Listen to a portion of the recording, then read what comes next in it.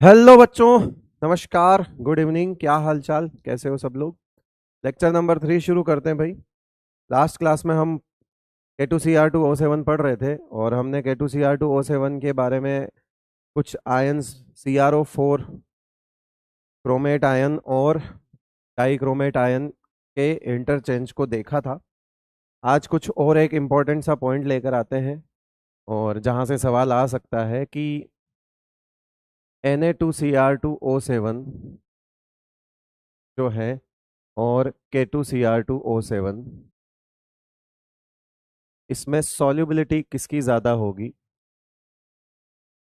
तो इसमें ये वाला ज़्यादा सॉल्युबल होता है। एक पॉइंट वो यहाँ से पूछ सकता है। रीज़न हाइड्रेशन एनर्जी है, बट कोई रीज़न नहीं पूछेगा आपसे, तो ध्यान रख लेना सॉल्युबिलिटी के लिए। अ, अभी क्यों ये पॉइंट मैंने लिखवाया है अभी पता लग जाएगा। दूसरा, Na2 K2Cr2O7 is used as primary standard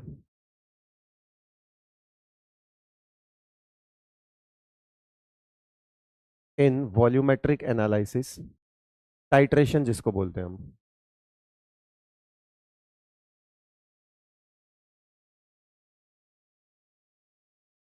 titration सुना है बेटा नाम, वॉल्यूमेट्रिक टाइट्रेशन,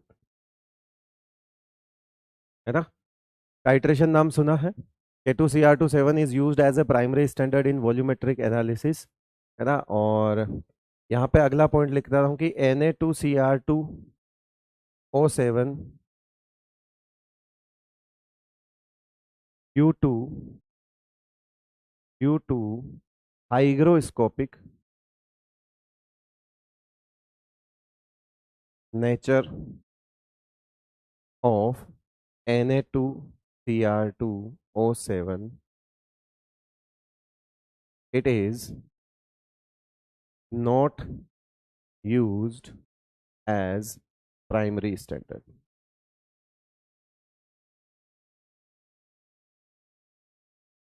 ठीक है बेटा, यहाँ से सवाल बनेगा 100%। अगर D&F ब्लॉक में से देखें तो काफ़ी इंपॉर्टेंट चीज़ है। कुछ नहीं है कि Na2Cr2 जो है वो हाइग्रोस्कोपिक, हाइग्रोस्कोपिक का मतलब क्या होता है बेटा। एब्जॉर्ब H2O, एब्जॉर्ब मॉइस्चर, ऐसे समझ लो। हाइग्रोस्कोपिक, अब ये क्या करता है कि वाटर मॉलिक्यूल्स को एब्जॉर्ब करता है, तो इसकी कंसंट्रेशन जो है वो चेंज हो जाती है। इस वजह से जब कोई हमारा प्राइमरी स्टैंडर्ड अपनी बार बार कंसंट्रेशन को चेंज करेगा, तो फिर वो हमारे लिए प्राइमरी कैसे हो सकता है, तो वो सेकेंडरी स्टैंडर्ड होता है। और प्राइमरी स्टैंडर्ड हम किसको यूज करते हैं, K2Cr2O7 को। K2Cr2O7 इज नॉट हाइग्रोस्कोपिक, वो वाटर मॉलिक्यूल्स को ट्रैप नहीं करता, वो अपनी कंसंट्रेशन को चेंज नहीं करता बार बार। इसीलिए हम जो है टाइट्रेशन में बार बार रीडिंग लेनी पड़ती है। तो हम चाहते हैं कि वो एकदम जितना पॉसिबल हो सके एक्यूरेट आए। तो उसके लिए जरूरी है कि हमारा जो प्राइमरी स्टैंडर्ड हो उसकी कंसंट्रेशन भी क्या हो, सेम रहे। तो कुछ समय बाद अगर ये अपनी कंसंट्रेशन को चेंज करेगा तो फिर ये हम प्राइमरी स्टैंडर्ड नहीं मानेंगे इसको। बाकी आपने प्रैक्टिकल केमिस्ट्री में स्कूल वगैरह में टाइट्रेशन वगैरह की होगी, आपको पता होगा प्राइमरी स्टैंडर्ड वगैरह क्या होता है। ठीक है, नोट करो, आगे चलते हैं।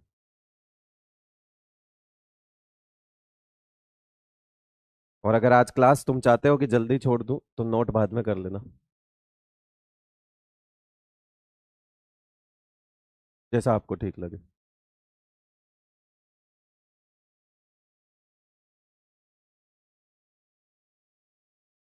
कुछ बचा नहीं है अब इस चैप्टर में खास।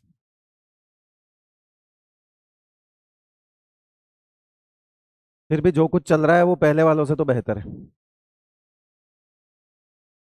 ओके,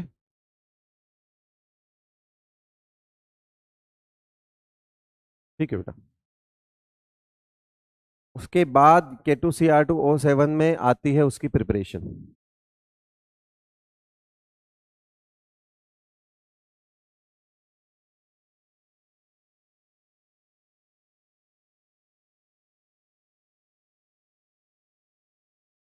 क्रोमाइट और होता है एक FeCr2O4, क्या नाम होता है इसका, क्रोमाइट और तो जानते हो, है ना? ऐसा मिनरल जिससे हम मेटल एक्सट्रैक्ट कर सकें। एक जमाने में हमारे चैप्टर हुआ करता था मेटलर्जी, अब नहीं है। तो और वो होता है जो मिनरल होता है और जिससे हम मेटल को एक्सट्रैक्ट करते हैं, उसको हम ओर बोलते हैं। Basically it is a mix oxide of iron and chromium. तो ये बेसिकली आपका इस तरह से है, मतलब इसके अंदर आप ये देखोगे ना तो ये FeO और Cr2O3 है, ये इस तरह से है। और आपको यहाँ से पता लग ही रहा होगा कि इसका मतलब है इसके अंदर ये आयरन +2 में है और क्रोमियम +3 में है, ठीक है। तो ये मिक्स्ड ऑक्साइड है। मिक्स्ड ऑक्साइड में जब तक हमको कंपोजिशन नहीं पता होता, कंपोजिशन नहीं पता होता, हम ऑक्सीडेशन स्टेट नहीं निकाल सकते। ये मिक्स्ड ऑक्साइड टाइप का होता है बेटा, है ना। जैसे आपने अभी तक बहुत कॉमन वाला ये देखा होगा ना, Fe3O4। तो ये Fe3O4 भी मिक्स्ड ऑक्साइड होता है ना। FeO प्लस Fe2O3, ये ये मिक्स्ड ऑक्साइड होता है, करेक्ट है, ऐसे वाला। उसी तरह से वो भी एक मिक्स्ड ऑक्साइड है,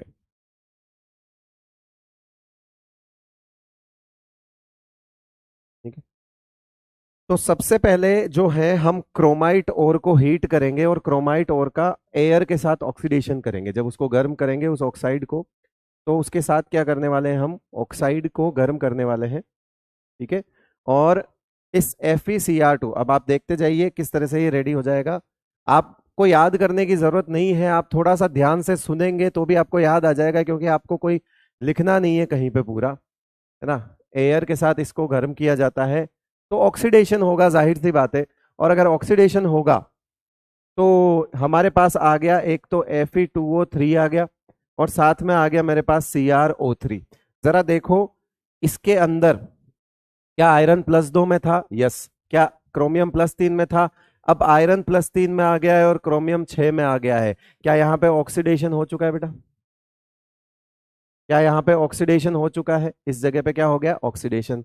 जब ऑक्सीडेशन हो गया तो हम इसकी रिएक्शन करवाएंगे किसके साथ, हम इसकी रिएक्शन करवाएंगे Na2CO3।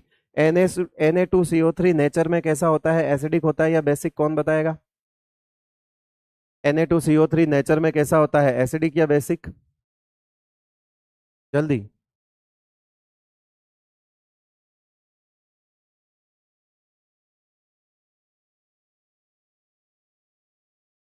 Na2CO3 नेचर में कैसा होता है,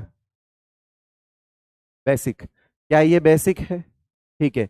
तो इसको कौन पसंद होगा, बेस या एसिड?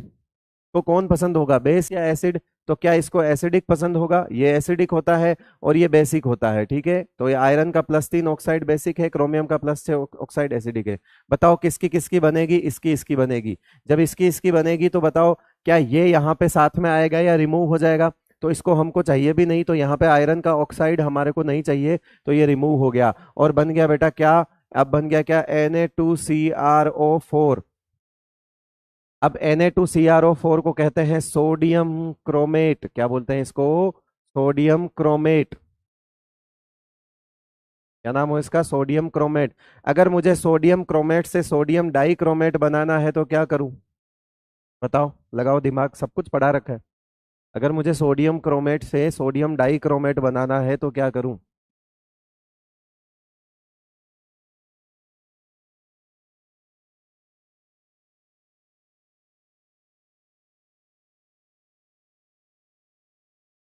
बताओ भाई। एक और क्रोमेट आयन ऐड करेंगे, वाह वाह वाह वाह वाह। कह रहे क्रोमेट और डाई क्रोमेट, वाह, बहुत सही, बहुत सही। कल बता रखा है K2Cr2O7 लिखते ही ये बताया कि क्रोमेट डाई क्रोमेट में कब कन्वर्ट होता है, जब मीडियम एसिडिक होता है। तो यहाँ H2SO4 लिया जाता है। क्या लिया जाता है, H2SO4। मीडियम को एसिडिक करूंगा तो मेरे पास ये जो होता है ये येलो सॉल्यूशन होता है और ये हमारे मेरे पास आ गया ऑरेंज। लेकिन मुझे बताओ कि मुझे सोडियम डाइक्रोमेट बनाना है या पोटेशियम डाइक्रोमेट बनाना है? तो मुझे तो पोटेशियम डाइक्रोमेट बनाना है। तो अब मैं क्या करूंगा, पोटेशियम आयन के लिए सोर्स ले लूंगा KCl। और अभी थोड़ी देर पहले बताया कि K2Cr2O7 की सॉल्युबिलिटी कम होती है। जिसकी सॉल्युबिलिटी कम होती है, अब आप समझो कि अब आप समझो कि K2Cr2O7 और Na2Cr2O7 जिस जिसकी सॉल्युबिलिटी कम है, प्रेसिपिटेट या क्रिस्टल बनना उसके लिए आसान हो जाएगा, तो यहां पे हमको मिल जाता है K2Cr2O7। ये क्रिस्टलाइज हो जाता है और ये सॉल्यूशन की फॉर्म में नहीं, ये ऑरेंज क्रिस्टल हमको मिल जाते हैं।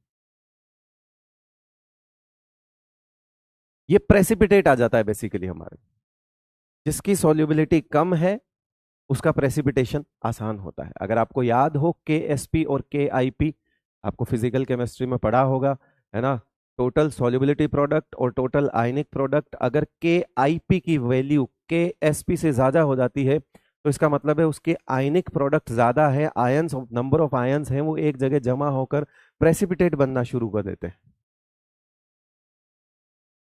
ठीक है, ओके, चले, तो ये हो गई प्रिपरेशन। K2Cr2O7 खत्म, चले आगे। KMnO4 पे आते हैं बेटा। KMnO4 होता है पोटेशियम पर मैग्नेट। पोटेशियम पर मैग्नेट पहले देख लेते हैं। एक होता है MnO4 2- और एक होता है MnO4-। पहला चीज, ये जो होता है MnO4 2- इसको बोलते हैं मैग्नेट आयन।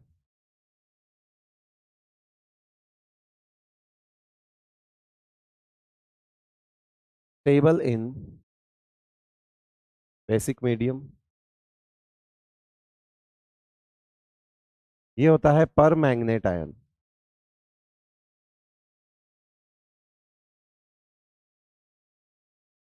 ठीक है, इसका कलर होता है डार्क ग्रीन।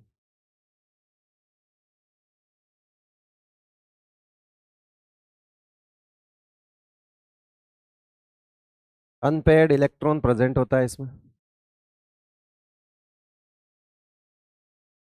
तो इस वजह से ये क्या होता है, अनपेयर्ड इलेक्ट्रॉन प्रेजेंट है तो इसको क्या बोलेंगे, पैरामैग्नेटिक।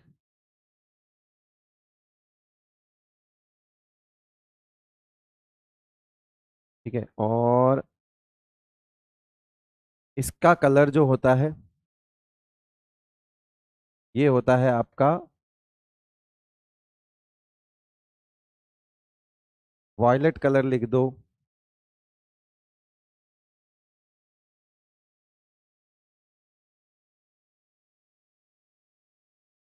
ठीक है, और या फिर डार्क पर्पल भी लिख सकते हो आप इसको। हालांकि ये सॉलिड में होता है, बट अगर आपको कुछ भी इन दोनों में से कोई भी कलर लिखा हुआ है तो चलेगा, वो ठीक है। मैं बता रहा हूँ कि डार्क पर्पल सॉलिड में है, लेकिन वो कुछ भी मेंशन नहीं करे तो आप ये देख लेना, वॉयलेट और डार्क पर्पल दोनों कभी अलग अलग ऑप्शन नहीं बन के आएंगे, आप वैसे देख लेना। वॉयलेट कलर हो गया। ठीक है बेटा, उसके अलावा और भी चीजें हैं। ठीक है, इसके अंदर हम बात करें तो इसके अंदर अनपेड इलेक्ट्रॉन नहीं है।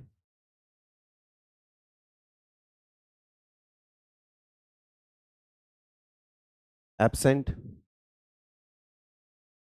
डायामैग्नेटिक।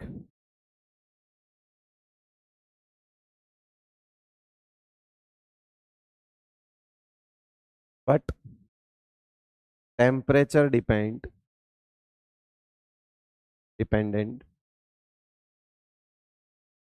पैरामैग्नेटिज्म।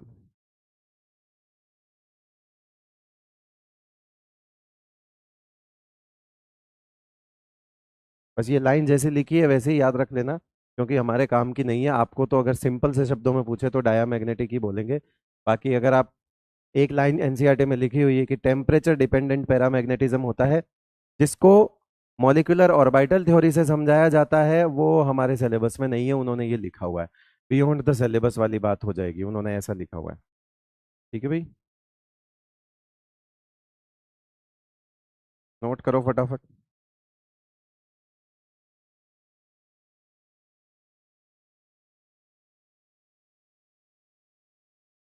ठीक है,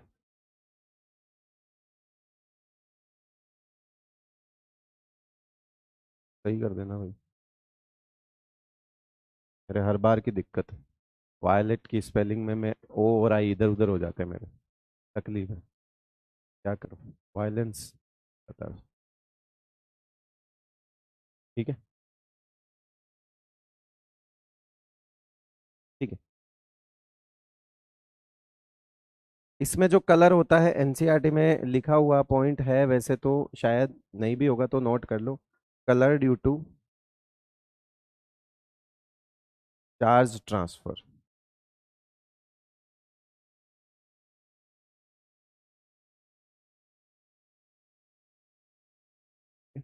कलर किस वजह से आता है इसमें? चार्ज ट्रांसफर की वजह से आता है।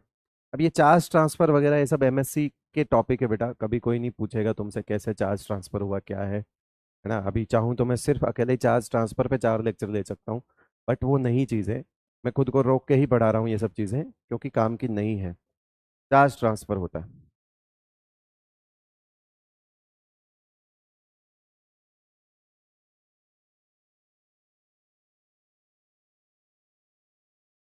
नोट कर लिया, आगे बढ़े।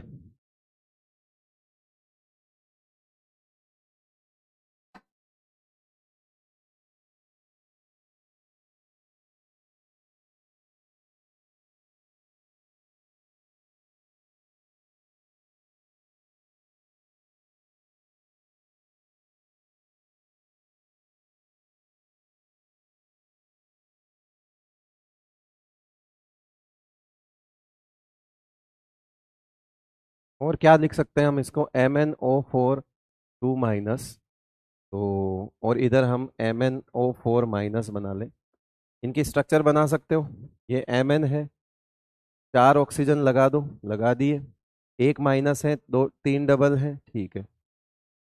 ये मैंगनीज है, ठीक है। 4 ऑक्सीजन लगा दो, लगा दिए। दो सिंगल है और दो डबल है। इसके अंदर average average MnO bond order कितना होगा? 1 2 3 4 5 6, 6/4 होगा। और इसके अंदर एवरेज MnO बॉन्ड कितना होगा? बॉन्ड ऑर्डर कितना होगा? 7/4 होगा। किसकी वैल्यू ज्यादा, किसकी वैल्यू कम? ठीक है। फिर उसके अलावा इसमें एक पॉइंट और लिख सकते हैं। All MnO bond are equal. ठीक है, तो लेंथ भी इक्वल होगी। बॉन्ड लेंथ आर इक्वल, यहाँ पे भी लिख दो सेम चीज। All MnO bonds are equal. Bond length भी क्या होगी? इक्वल। बट अगर कंपैरिजन आ जाए इन दोनों की बॉन्ड लेंथ में, भाई इसके घर में सब बराबर है और उसके घर में भी सब बराबर है, लेकिन मैं बात घर की नहीं, मैं इस घर को उस घर से कंपेयर करने को बोलूं, तो क्या होगा? तो 7/4 और 6/4 में वैल्यू किसकी ज्यादा होगी? 6/4 और 7/4 में वैल्यू किसकी ज्यादा होगी? ऑब्वियसली ऊपर जिसमें नंबर बड़ा है वहां का रिजल्ट ज्यादा आएगा। तो इसका बॉन्ड ऑर्डर ज्यादा आएगा उससे। 6/4 से ज्यादा वैल्यू 7/4 की होगी, इसकी वैल्यू ज्यादा आएगी। जब बॉन्ड ऑर्डर इसका ज्यादा आएगा तो इसकी बॉन्ड लेंथ उसकी बॉन्ड लेंथ से कम आएगी। तो हम यहाँ पे अब एक कंपैरिजन कर सकते हैं। अब यहाँ पे कंपैरिजन कर सकते हैं कि अगर आपको लिखना हो Mn, साइड में लिख दो, MnO4- और MnO4 2-। ठीक है। पहले मैं बॉन्ड ऑर्डर की बात कर लेता हूं। बॉन्ड ऑर्डर किसका ज्यादा आएगा? MnO4 का ज्यादा आएगा। तो इसका मतलब है MnO4- की बॉन्ड लेंथ क्या हो जाएगी बेटा? कम हो जाएगी। क्लियर है? जिसका बॉन्ड ऑर्डर ज्यादा आएगा उसकी बॉन्ड लेंथ कम। इन दोनों को आपस में कंपेयर किया है हमने, है ना। एक ये तो हम इनके इनके खुद के कंपैरिजन देख रहे हैं, लेकिन हमने कंपैरिजन बाद में इनको किया।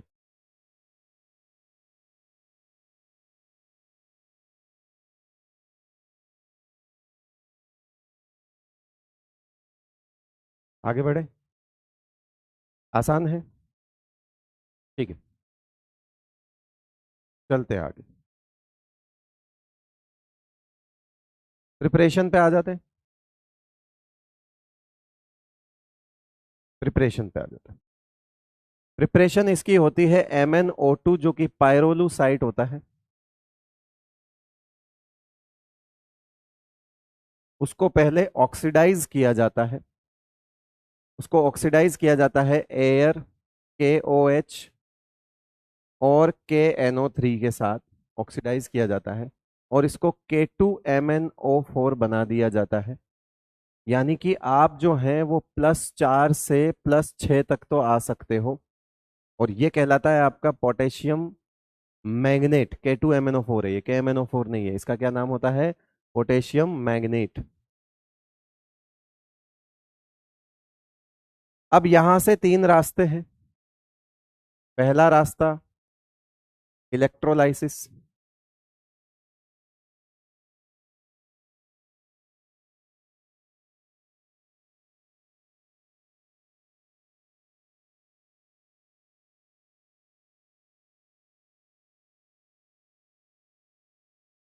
इससे हम KMnO4 बना सकते हैं।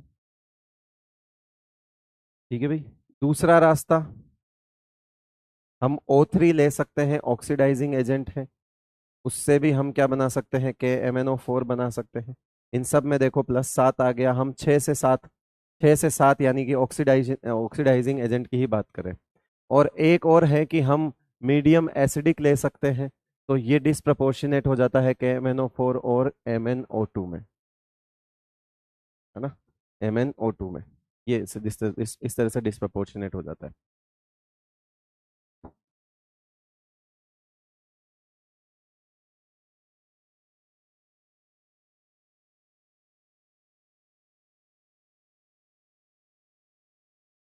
नोट करो फटाफट।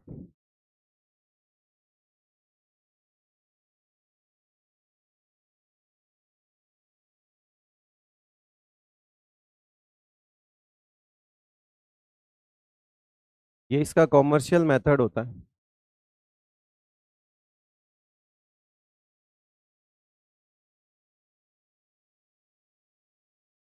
ये वाला मतलब वहां तक तो सेम ही है तीनों के लिए, तो शुरू से चलेगा कॉमर्शियल, यहाँ, फिर यहाँ, और फिर इलेक्ट्रोलाइसिस। एक्चुअली अगर आप इसको लिखो पूरा तो 3 बार लिखो, तो मैंने ये कहा कि जो कॉमन स्टेप है वहां तक तो मैंने सेम कर दिया, और फिर 3 कर दिए। तो ये असल मायने में आप 3 मेथड पढ़ रहे हो। तीनों मेथड में वहां तक का पार्ट कॉमन है, के बाद हम आगे बढ़ रहे हैं। O3 वाला वैसे दिया हुआ नहीं है NCERT में, तो ये कभी पूछेगा नहीं, जरूरत नहीं है उसकी। ये जरूर पूछ सकता है इलेक्ट्रोलाइसिस, जिसमें इलेक्ट्रोलाइटिक ऑक्सीडेशन बोलते हैं उसको। ये रहा, और ये कॉमर्शियली प्रिपेयर किया जाता है इससे। और ये H+ वाला है, इसके लिए कुछ स्पेसिफिक मेथड उन्होंने लिखा नहीं है, बट हाँ थोड़ी देर बाद उन्होंने एक लेबोरेटरी मेथड जरूर लिखा है।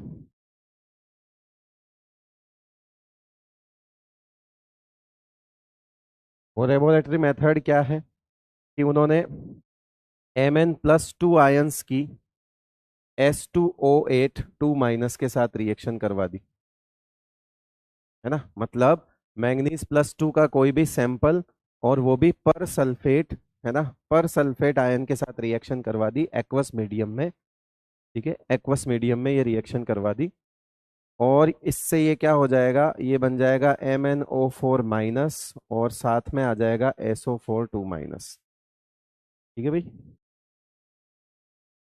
ये चीज एक्वस मीडियम में ये रिएक्शन करवा देते हैं, ये हो जाता है। ठीक है, तो इसमें इसका ऑक्सीडेशन हुआ है तो इसका रिडक्शन हुआ होगा। तो इसमें जो परोक्सो लिंकेज होता है उसका रिडक्शन होता है, -1 वाला ऑक्सीजन जो होता है वो -2 में आ जाता है। ठीक है बेटा।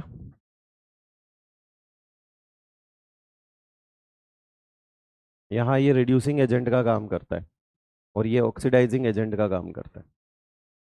ये रिड्यूसिंग एजेंट है तो इसका ऑक्सीडेशन हो गया, वो +7 में आ गया। ये लेबोरेटरी मेथड है, लेबोरेटरी में ऐसा होता है।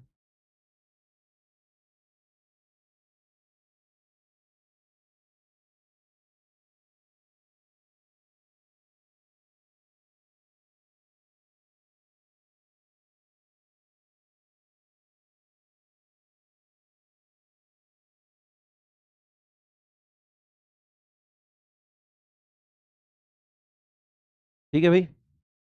एक बात और NCERT में लिखी हुई है, वो भी देख लेते हैं। कि KMnO4 जो होता है डार्क पर्पल क्रिस्टल्स होते हैं, इनसॉल्युबल इन वाटर, है ना, इनसॉल्युबल होता है वाटर में। और जो KMnO4 होता है उसको अगर हम हीट करें तो वो K2MnO4 प्लस MnO2 में टूट जाता है। K2MnO4 प्लस MnO2 में टूट जाता है। और जब ये ऐसा टूटेगा, ब्रेक होगा, तो साथ में क्या रिलीज होगी बेटा? ऑक्सीजन रिलीज होगी। तो ये थर्मल डीकंपोजिशन है।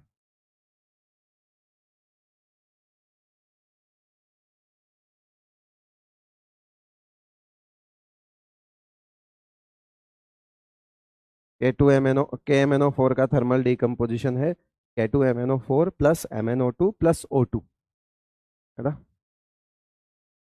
बेसिकली डिस्प्रपोर्शनेशन नहीं है,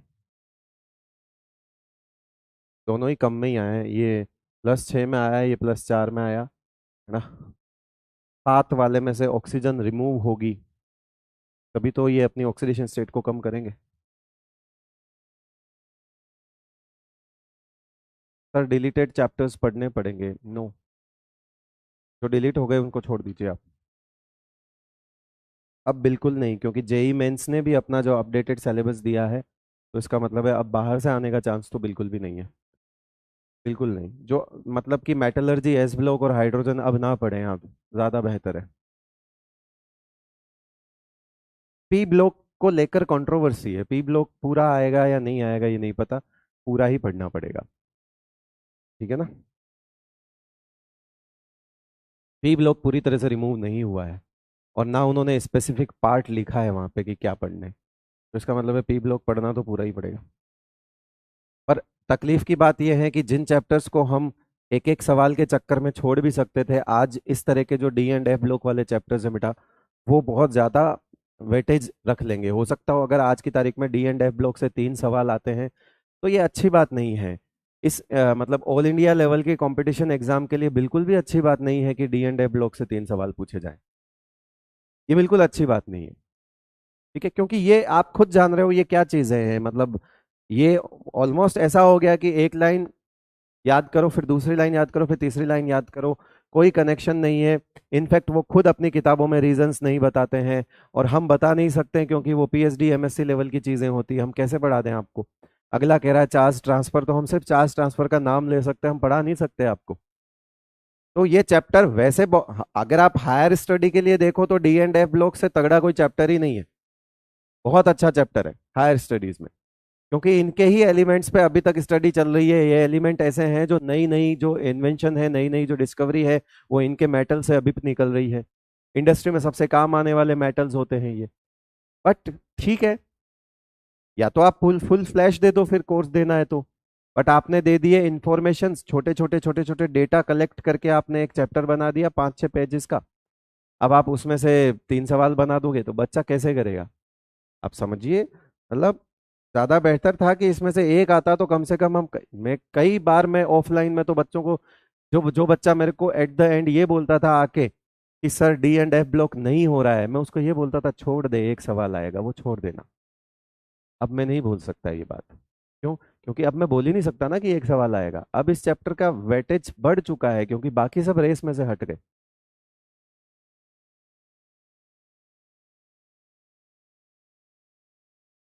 यस, आ जाते हैं हम ऑक्सीडाइजिंग पावर पे। ये लो, आपको स्लाइड्स ही प्रोवाइड करा देते हैं और जल्दी खत्म हो जाएगा, आ जाओ। ये लो, कुछ है नहीं, समझा सब दूंगा, कल समझा सब दूंगा मैं। ऐसे मन में परेशान मत करना, गाली मत देना भाई। ऑक्सीडाइजिंग पावर की बात करते हैं हम।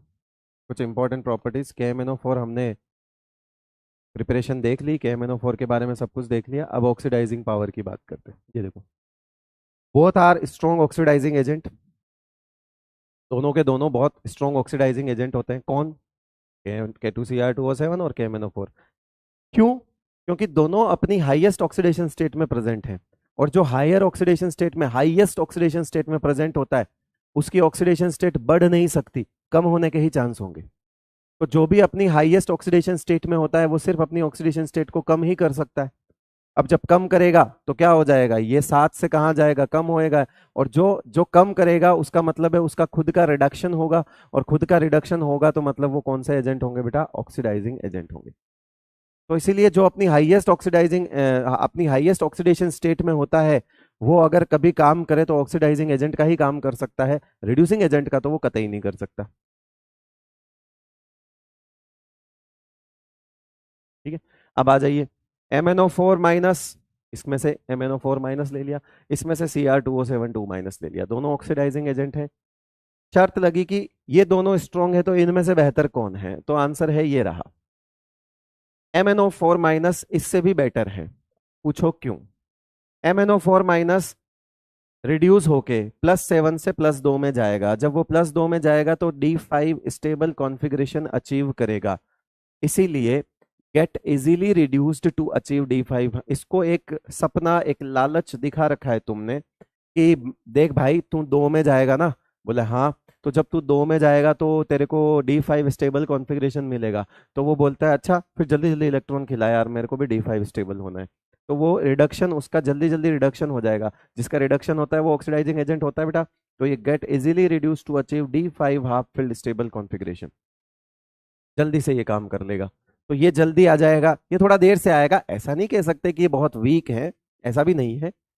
अगर एनसीईआरटी में एक ऑर्डर दिया हुआ है MnO4 minus Cr2O7 2 minus and VO2 plus, oxidising power का एक ऑर्डर दिया हुआ है एनसीईआरटी में, मैंने उसमें एक एडिशनल चीज ऐड करी है कि मैंने इन दोनों के बीच में यहाँ पे Cl2 को बिठाया है। मतलब ये ध्यान रखना कि क्लोरीन से ज्यादा अच्छा ऑक्सीडाइजिंग एजेंट पर मैग्नेट आयन है, लेकिन डाइक्रोमेट जो है पीछे बैठता है। डाइक्रोमेट के पप्पा है क्लोरीन, यानी कभी अगर ऐसा आया कि Cl माइनस से क्या Cr2O7 2 माइनस क्या इसको ऑक्सीडाइज कर सकता है, क्या इसको ऑक्सीडाइज कर सकता है, तो आंसर होगा नहीं। क्यों, क्योंकि ये अगर एक इलेक्ट्रॉन खा ले तो ये वापस नहीं देगा, कारण Cl2 is far better oxidising agent than dichromate ion. तो ये ज्यादा है ये कम है, लेकिन बीच में मैंने एक Cl2 लगाया। सर आपने क्यों लगाया बीच में Cl2, ऐसे तो कौन किससे बेहतर है वो तो पूरा पूरा इलेक्ट्रोकेमिकल सीरीज से पता चल सकता है, बट हमको वो सब नहीं सीखना है। एनसीईआरटी ने 3 दिए हुए थे, MnO4 minus, Cr2O7 2 minus and VO2 plus, ये दिए हुए थे। ठीक है भाई।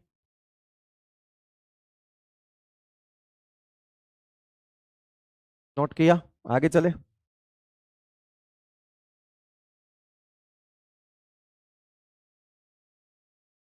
पढ़ लो बेटा, यार बातें मत करो आपस में यार, तुम्हारे फायदे के लिए कह रहे हैं, तुम्हारी समझ आती नहीं है, फिर मैं कुछ बोलूंगा तुम फिर गाली दोगे, मैं दे नहीं सकता।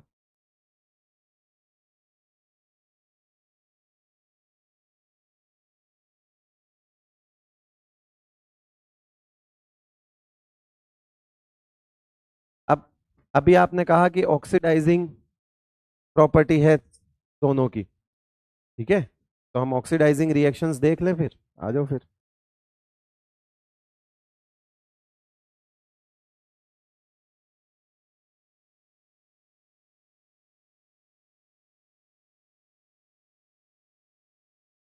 ये लो, ये ऑक्सीडाइजिंग रिएक्शन है, एनसीईआरटी में अलग अलग लाइन लिख के पूरी पूरी रिएक्शन दी हुई है, कोई नहीं पूछेगा। बैलेंस की हुई रिएक्शन कोई नहीं पूछेगा, बैलेंस करने के नंबर फिजिकल में मिलते हैं वहां कर लेना। प्रोडक्ट पूछेगा, ऑक्सीडाइजिंग एजेंट एसिडिक मीडियम में पर्पल कलर से कहाँ आ जाएगा, कलरलेस हो जाएगा, है ना, ये कहाँ से हो जाएगा पर्पल, इसको वायलेट लिख दो ज्यादा बेटर है। वायलेट से क्या हो जाएगा, कलरलेस। ये सब, ये रिएक्शन जब होगी तो ये कलरलेस हो जाएगा, पता लग जाएगा रिएक्शन हो गई। इन सब का ऑक्सीडेशन होगा क्योंकि वो ऑक्सीडाइजिंग एजेंट है। +2 से +3, +2 से +4, है ना, ये ऑक्जेलेट से CO2, ये H2S से -2 से 0, Cl minus Cl2, Br minus Br2, I minus I2, NO2 minus जो कि +3 होता है, ये आ गया +5, नाइट्राइट से नाइट्रेट बन गया, SO2 या सल्फाइट कोई भी हो सल्फेट में चला जाएगा, तो सल्फर अपने +4 से कहाँ आ गया बेटा, +6 में आ गया। ये सारी रिएक्शन हो गई इसकी ऑक्सीडाइजिंग रिएक्शन। याद करने की जरूरत कहाँ है? एक बच्चा पूछ रहा है ये सब याद करना है, याद करने की जरूरत तो नहीं है ना। क्यों याद करोगे? ऑक्सीडाइजिंग एजेंट है वो। तेरे को ये बोल दे कि ये फेरस को किस में बदलेगा, तो फेरिक में बदलेगा। स्टेनस को किस में बदलेगा, तो स्टेनिक में बदलेगा। है ना? सल्फर -2 को 0 में ले आया, हर जगह ऑक्सीडेशन ही तो कर रहा है ये। याद कुछ नहीं करना है, 2 बार नजर घुमाएगा, उसके बाद जब रिएक्शन नजर आएगी या क्वेश्चन नजर आएगा तो वो वैसे हो जाएगा भाई। अगर मैं अभी सोचो कितना बुरा लगता तुमको अगर मैं ये 1 2 3 4 5 6 7 7 तरह की रिएक्शन लिखता पूरी पूरी, तो तुम्हें पूरी पूरी रिएक्शन दिखती 7, तो तुम ज्यादा परेशान होते। एनसीईआरटी ने पूरी पूरी रिएक्शन लिखी हुई है, वो मतलब नहीं है ना उसका। सीधा ऐसे करो, तुमको क्या मतलब है, क्या बनता है उससे मतलब है ना, ये करो। ऐसे समझ नहीं आ रहा तो तू पूरी रिएक्शन एनसीईआरटी में दी हुई है बेटा, वैसे कर लेना, ठीक है? जैसे समझ आ रहा वैसे कर लेना। मेरे तो यही तरीका है, 10 साल हो गए मेरे को तो ऐसे पढ़ाते हुए। वो यही पूछेगा कि MnO4 माइनस Fe+2 को किस में कन्वर्ट कर देता है। जो ऑक्सीडाइजिंग एजेंट है उसका क्या काम है, ऑक्सीडेशन ही करेगा। ऑक्सीडाइजिंग एजेंट तो ऑक्सीडेशन ही करेगा, तो इन सब का ऑक्सीडेशन ही तो हो रहा है। और इसका खुद का क्या होगा, रिडक्शन। तो ये +7 से कहाँ आ जाएगा, 2 में। तो इन सब में मैग्नीज जा रहा है +2 में, और ये सब जा रहे हैं ऐसे। तो ये अलग अलग रिएक्शन हो गई, ये कोई पूरी एक रिएक्शन थोड़ी है, ये 7 रिएक्शन है, मैंने बताया तो।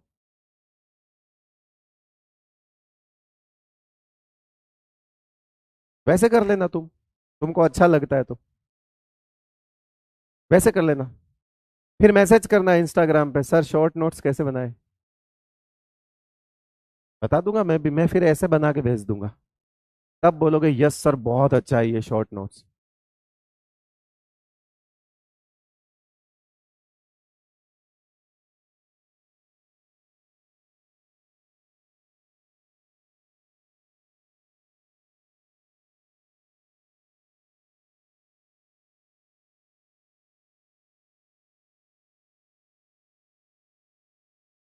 चलो कोई नहीं, 2 स्टेप में करना है वैसे कर लो, अभी पूरी लिख देना एनसीईआरटी में जो जो रिएक्शन दी हुई है, फिर बाद में शॉर्ट नोट बनाओ तो उसमें ही कर देना बेटा, है ना? अगर न्यूट्रल और वीक बेसिक है, वीक बेसिक के लिए एनसीईआरटी में लिखा हुआ है फेंटली एनकेलाई।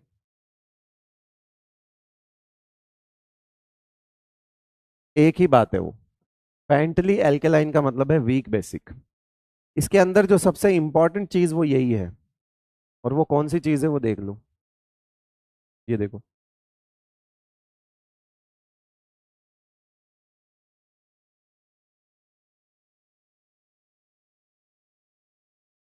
कि वहां पे I- में कन्वर्ट कर रहा था, और यहाँ I- को IO3- में कन्वर्ट कर रहा है। मतलब यहाँ पे ये -1 से इसको +5 में ले जा रहा है। तो ये चीज को थोड़ा ध्यान से देख लेना कि I- के साथ मीडियम बदलने पर घटना अलग हो रही है। ठीक है बेटा, मीडियम बदलने पर घटना अलग हो रही है। बाकी तो ये तो कॉमन है, ये तो सेम हो गए, ऊपर वाले तो उधर भी ऐसे ही बदल रहे हैं, इधर भी ऐसे ही बदल रहे हैं। मतलब चाहे मीडियम एसिडिक हो चाहे ये वाला हो, ये तो सेम ही रहेंगे। ये दो चीजें थोड़ी सी यूनिक है, ध्यान रख लेना। ये चीजें ध्यान रख लेना, है ना? H2O3- को SO4 में कन्वर्ट करता है ये देख लेना।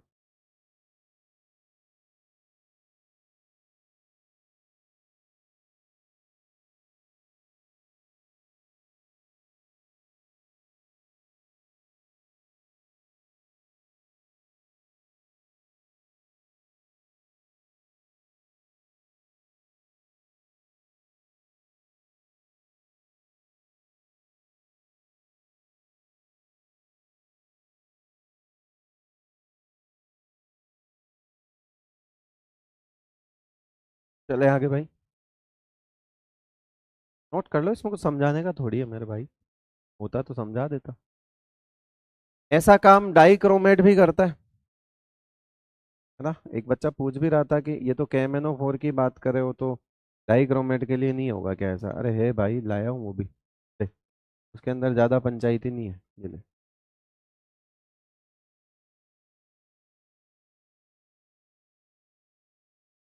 ये डाइक्रोमेट ऑरेंज से ग्रीन में आ जाएगा, क्रोमियम +3 में आएगा। इसके अंदर जो ये सब तो सेम है देख, ये भी सब सेम है। एक ही चीज काम की है यहाँ पे कि Cl- को ये कुछ नहीं कर सकता। Cl- सामने आया और ये आया तो कुछ नहीं होगा इसका। क्यों? क्योंकि Cl- जो है वो इससे ज्यादा बेटर ऑक्सीडाइजिंग एजेंट है। ठीक है, तो अब आप बोलोगे कि तो फिर ये इसको ऑक्सीडाइज कर देगा क्या? अरे तो कैसे करेगा, वो तो +6 है, उसको तो कर नहीं सकता। भाई Cl2 इससे बेहतर ऑक्सीडाइजिंग एजेंट है मान लिया, लेकिन क्या इसको ऑक्सीडाइज कर सकता है क्या? +6 वाले को ऑक्सीडाइज कैसे करेगा वो अपनी हाईएस्ट ऑक्सीडेशन स्टेट में? तो इसका मतलब है नो रिएक्शन, खत्म बात। ये इसको ऑक्सीडाइज नहीं कर सकता, और ये कर सकता है पर कर नहीं सकता क्योंकि +6 में है। तो ये बात हो गई फिर तो यहाँ पे Cl- वाला केस देख लेना, यहाँ Cl- से Cl2 नहीं बनता। सर Br- से Br2 हो जाएगा क्या? हो जाएगा। I- से I2 हो जाएगा क्या? हो जाएगा। Br- से Br2 भी हो जाएगा, बट I- से I2 भी हो जाएगा, बट Cl- से Cl2 नहीं होगा। ठीक है, ओके, चलो। अच्छा, एक सवाल पूछता हूँ, वो करके दिखाओ जरा, कितना याद है किसको। चलो, मैंने यहाँ लिख दिया Cr2O7 2 एक रिएक्शन, दूसरी रिएक्शन, तीसरी रिएक्शन। यहाँ मैंने लिख दिया SO2, यहाँ मैंने लिख दिया CO2, और यहाँ मैंने लिख दिया KOH। बता सकता है कोई प्रोडक्ट?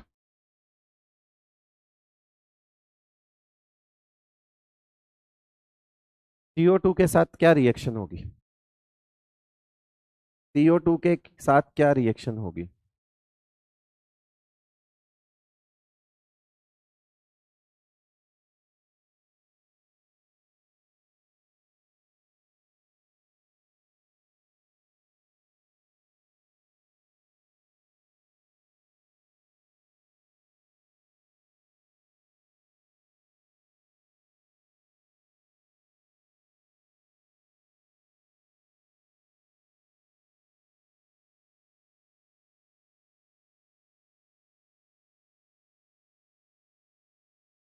No reaction, yes. क्यों? क्योंकि ये बैठा है अपनी हाईएस्ट ऑक्सीडेशन स्टेट में और ये भी बैठा है अपनी हाईएस्ट ऑक्सीडेशन। ऐसा सेम काम, मतलब अगर ये देखोगे तो आप ऑरेंज कलर है बेटा, यहां पे कलर नहीं बदलेगा, no reaction, no change in colour, orange का ऑरेंज ही रहेगा। क्योंकि कलर तो तब बदलेगा जब ये क्रोमियम अपनी ऑक्सीडेशन स्टेट को बदलेगा।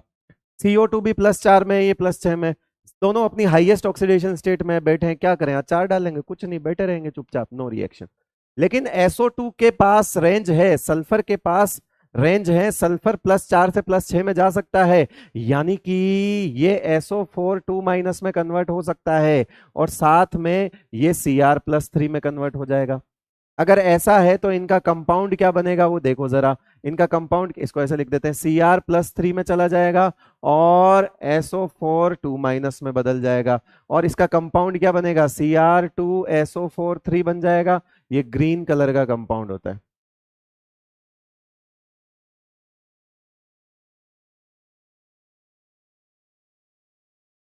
तो मतलब जब SO2 गैस डालोगे तो ग्रीन कलर आ जाएगा, SO2 गैस डालोगे तो ग्रीन कलर आ जाएगा। और जब आप KMnO4 में SO2 गैस मिलाओगे तो कलर डी कलर हो जाएगा, डी कलराइज हो जाएगा। ये देखो, SO2 जब होगा तो वो सल्फेट में बदलेगा, कलरलेस आ जाएगा। ठीक है, तो कुल मिला के CO2 तो कुछ नहीं कर सकता। CO2 क्योंकि हाईएस्ट ऑक्सीडेशन स्टेट में है, तो ना तो इसके साथ कोई चेंज कर सकता है ना इसके साथ। तो जो जैसे हैं, ये पर्पल कलर वायलेट कलर का है, वायलेट कलर का ही रहेगा, ये ऑरेंज का है तो ऑरेंज का ही रहेगा। फिर आया यहाँ बेसिक मीडियम, बताओ क्या लिख दूं? बेसिक में जाते ही ये डाइक्रोमेट से क्रोमेट में बदल जाएगा, येलो कलर में आ जाएगा। तो ये कलर से ऑब्जर्व होने वाली 3 तरह की रिएक्शन है। जब आप डाइक्रोमेट में CO2 गैस जो है वो करते हैं, फ्लो करवाते हैं, तो कोई रिएक्शन नहीं होती, ऑरेंज कलर का ऑरेंज कलर ही रहता है। ठीक है, जब आप SO2 गैस करवाते हैं फ्लो, तो उसमें फिर वो ग्रीन कलर में कन्वर्ट हो जाता है, और जब आप KOH के साथ उसकी रिएक्शन करवाते हैं तो वही ऑरेंज कलर फिर कहां से हो जाएगा? येलो कलर में आ जाएगा। तो ये 3 तरह की रिएक्शन है, orange to orange no change, orange to green and orange to yellow, ये 3 तरह की रिएक्शन है।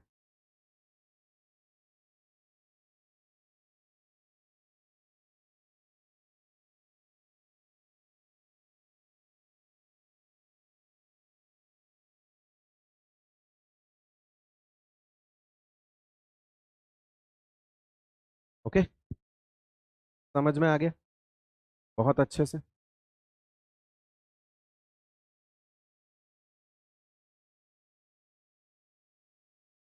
फिर बात करते हैं हम लेंथेनोइड्स की। मतलब हो गया हमारा ये वाला डी ब्लॉक, अब हम एफ ब्लॉक की बात करेंगे। KMnO4 वगैरह भी हमने पूरा पढ़ लिया। हम अब बात करेंगे अब एफ ब्लॉक की। एफ ब्लॉक में हमारे पास लेंथेनोइड्स होते हैं, एक्टिनोइड्स होते हैं।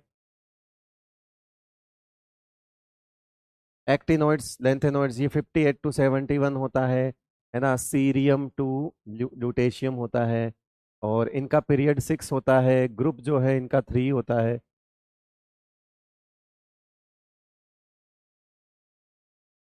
ये होता है आपका 90 to 103। ठीक है, और ये आपका N7 होता है। ग्रुप हालांकि इसका भी सेम ही होता है, ग्रुप नंबर इसका भी कितना होता है, 3 ही होता है। ठीक है, यही होता है भाई। चलो, तो ये लेंथेनोइड्स हो गया। एक्टिनोइड्स के बारे में भी इतना बहुत है। एक एनसीईआरटी में एक पॉइंट लिखा है वो सुन लेना कि लेंथेनम एंड एक्टिनम, मतलब ये जो आपका क्या बोलते हैं 57 और 89, आप देखोगे कि ये बहुत सारे बच्चों को भी डाउट होता है और पता नहीं क्यों टीचर्स उनको इस तरह के जवाब देते हैं, जबकि एनसीईआरटी में साफ साफ लिखा हुआ है कि these two elements R D block elements. मेरी बात समझना, एनसीईआरटी क्या कहता है कि ये दोनों डी ब्लॉक के एलिमेंट हैं, लेकिन इनकी प्रॉपर्टीज, जैसे लेंथेनम की प्रॉपर्टीज लेंथेनोइड्स के साथ मैच करती है, और एक्टिनोइड की प्रॉपर्टी एक्टिनोइड्स के साथ, एक्टिनम की प्रॉपर्टी एक्टिनोइड्स के साथ मैच करती है। तो जब इनकी प्रॉपर्टीज सिमिलर है, तो हम जब कोई प्रॉपर्टी स्टडी करेंगे, मतलब लाइक हमने साइज पढ़नी है, हमने आयोनाइजेशन एनर्जी पढ़नी है, तो किसके साथ इनको बेहतर होगा पढ़ना, तो आंसर है एफ ब्लॉक के साथ बेहतर होगा पढ़ना। ये नहीं कि हम इनको एक साथ पढ़ रहे हैं तो इसका मतलब है ये एफ ब्लॉक के एलिमेंट ही हो गए, नहीं। तो इस चीज का ध्यान रखिएगा, these two R D block elements not F block elements, but इनकी स्टडी जो है वो डी ब्लॉक के नहीं, एफ ब्लॉक के तत्वों के साथ ही की जाएगी, एलिमेंट्स के साथ ही की जाएगी, क्योंकि प्रॉपर्टीज मैच करती है। तो हमको जब बहुत सारी प्रॉपर्टीज के ऑर्डर लिखने हैं या कंपेयर करना है, तो हमारे लिए इनको इनके साथ ही पढ़ना ज्यादा सुटेबल रहता है। तो इस चीज को एनसीईआरटी ने साफ साफ लिखा हुआ है, तो आज के बाद इस तरह का कंफ्यूजन आप मत रखना। ठीक है, टीचर्स का तो मैं गारंटी नहीं लेता, बट आप तो मत रखना क्या कि ये दोनों कौन से ब्लॉक के एलिमेंट हैं, डी ब्लॉक के एलिमेंट है। ऐसा पूछ ले आपको सवाल, आप एनसीईआरटी एग्जाम्पलर में सवाल दिया हुआ है, जाके चेक कर लेना। लेंथेनम 57 बिलोंग्स टू, आंसर होगा कौन सा, डी ब्लॉक। पीरियोडिक टेबल के अंदर एनसीईआरटी एग्जाम्पलर का क्वेश्चन है ये। एफ ब्लॉक का एलिमेंट नहीं है, ना ही एक्टिनम है, बस इनको इनके साथ पढ़ा जाता है, कारण प्रॉपर्टी मैच करती है। तो हम कोई प्रॉपर्टी पढ़ेंगे तो इनके साथ ही पढ़ेंगे। फिर हम पढ़ने वाले हैं इसमें ब्लॉक वाइज इलेक्ट्रॉनिक कॉन्फ़िगरेशन की हम बात कर लेते हैं। ठीक है, तो एफ ब्लॉक का जो इलेक्ट्रॉनिक कॉन्फ़िगरेशन होता है वो क्या होता है, NS2, जनरल इलेक्ट्रॉनिक कॉन्फ़िगरेशन पूरे एफ ब्लॉक का, NS2 N-2 F1 to 14 N-1 D0 N1। देखो, सारे इलेक्ट्रॉन यहां भरे जाएंगे, ये पूरा भरा होगा, इसमें कोई वेरिएशन नहीं आएगा, ये एज इट इज भरा होगा पूरा। ठीक है, जो चेंजेस हो रहे होंगे वो यहां हो रहे होंगे। अब रही बात किसी एक्सेप्शन की, तो वो तब आएगा जब इसमें कोई एक इलेक्ट्रॉन आ जाएगा। वैसे तो आपको भी पता है कि सीक्वेंस ये कहती है कि एस के बाद एफ में और एफ के बाद डी में जाता है, करेक्ट है, यही सीक्वेंस होती है एनर्जी सीक्वेंस। तो इसके पूरे भरने के बाद यहीं जाएगा, मतलब जो कुछ चेंजेस हो रहा होगा वो मैक्सिमम एलिमेंट्स में यहां हो रहा होगा, यहीं पर इलेक्ट्रॉन भरे जा रहे होंगे। लेकिन कहीं पे आपको इसके बिना भरे यहां पर एक इलेक्ट्रॉन नजर आ जाए, इसका मतलब है वो नियम से नहीं चला। नियम ये कहता है कि जब ये पूरा भरेगा तब ये आएगा। तो इसको देखो, या तो ये जीरो होगा या ज्यादा से ज्यादा कभी आपको एक एलिमेंट दिखेगा। तो बस फिर एमडीजे मिल गया। और एमडीजे क्या है कि अगर आपको कहीं पे डी जीरो है तो वो नॉर्मल एलिमेंट है, अगर आपको ये एक इलेक्ट्रॉन कभी दिख जाए तो इसका मतलब है वो एक्सेप्शनल है। जिस तरह से हमने डी ब्लॉक के लिए भी एक बात करी थी कि NS0 और NS1 अगर दिख जाए तो वो एक्सेप्शनल है, और NS2 अगर हो तो वो नॉर्मल है।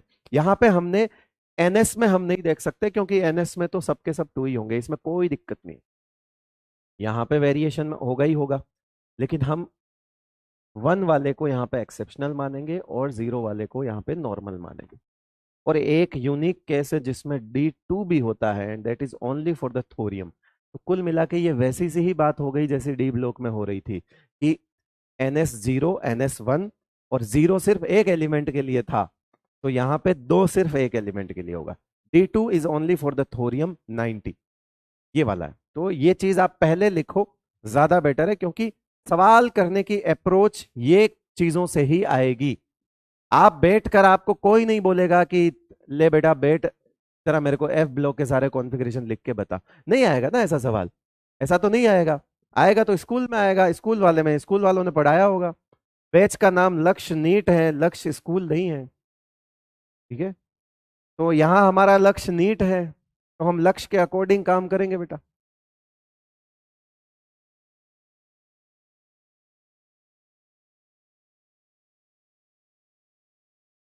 बोर्ड पैटर्न से नीट के सिलेबस को मैं करवाऊंगा तो मेरा नीट का सिलेबस कैसे होगा? और मैं जस्टिफाई नहीं कर पाऊंगा ना उस तरह से पढ़ा के कभी। क्यों? क्योंकि मैं पूरा पढ़ा दूंगा, फिर भी तुम ऑप्शनल वो ऑब्जेक्टिव नहीं कर पाओगे। मुझे तो नीट पैटर्न पे चलना पड़ेगा। ओके, बोर्ड के लिए बोर्ड पैटर्न का कोई देख लो, तुमको समझ आता है तो।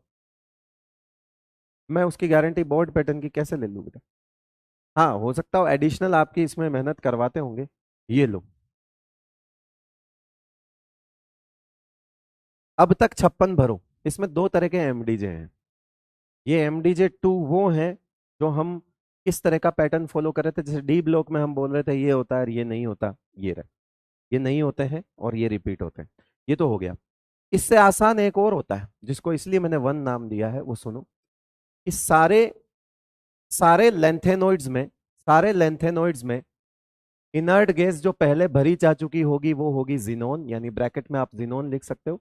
जिनोन का एटॉमिक नंबर कितना होता है बेटा? 54 होता है।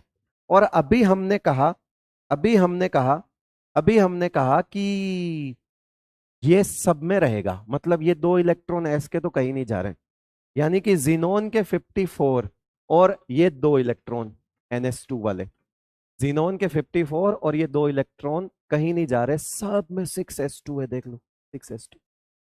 यानी जीनोन 6s2 तो आप लिख ही सकते हो। जीनोन 6s2 लिखने का मतलब 56 हो गए। अब तक 56 मूवी का नाम है बेटा। अब तक 56 भरो, क्या लिखोगे? अब तक 56 भरो। 56 बोले तो कैसे? 56, 56 कैसे? जीनोन के 54 प्लस 2 इलेक्ट्रॉन ऑफ 6s2, ये तो कॉमन है इन सब में, ये तो कॉमन है। उसके बाद जो आपका ये है, क्या बोलते हैं, गोदाम से लूं। ठीक है, ये गोदाम से लूं में 5d1 है, और रिमेनिंग इलेक्ट्रॉन 4f में भर दो। गोदाम से लूं में 5d1 है, बाकी सब में 5d0 है। कैसे याद रखोगे? गोदाम से लूं, ये देखो, ये रहा गोदाम, ये से, ये लूं। ठीक है बेटा, तो गोदाम में भी देखो D1 है एकमात्र, मतलब एक्सेप्शनल कॉन्फ़िगरेशन है ये D1। फिर सीरियम में भी देखो D1 है, मतलब वो भी एक्सेप्शन है। और ये ल्यूटेशियम में भी, ल्यूटेटियम में भी क्या है, ल्यूटेशियम बोल दो, ल्यूटेटियम बोल दो, इसमें भी D1 है। इसके अलावा, इन तीनों के अलावा कहीं पे भी D1 नहीं है, मतलब जो भी फिर बचे हुए इलेक्ट्रॉन है वो इसमें भर दो। सर बचे हुए इलेक्ट्रॉन का मतलब समझ नहीं आया। फॉर एग्जाम्पल, मेरे को ये 60, मेरे को मान ले 64 है, और मुझे पता है कि ये गोदाम है, तो मेरे को 64 में से, ध्यान रखना बेटा, 64 में से 54 यहां भर दिए, बचे कितने? 10। 10 में से 2 वो फिक्स है, उधर भर दिए, बचे कितने? 8। 8 में से मुझे ये गोदाम है तो एक इसमें डालना है, ठीक है, बचे कितने? 7, तो बचे हुए इलेक्ट्रॉन 7 में यहां भर दूंगा। ये तरीका है। ये खुद घर से करोगे तो हो जाएगा, घर पे करोगे तो, प्रैक्टिस से करोगे तो हो जाएगा, अभी नहीं होएगा ये। और अगर ये किसी को समझ नहीं आया हो, तो ये रहा वो वाला पैटर्न जिससे भी आप लिख सकते हो। आपको पता होना चाहिए कि F0 F2 एंड F8 नहीं होगा, F7 F14 रिपीट होगा। ये देख लो, 7 7 2 बार है, 14 14 भी 2 बार है।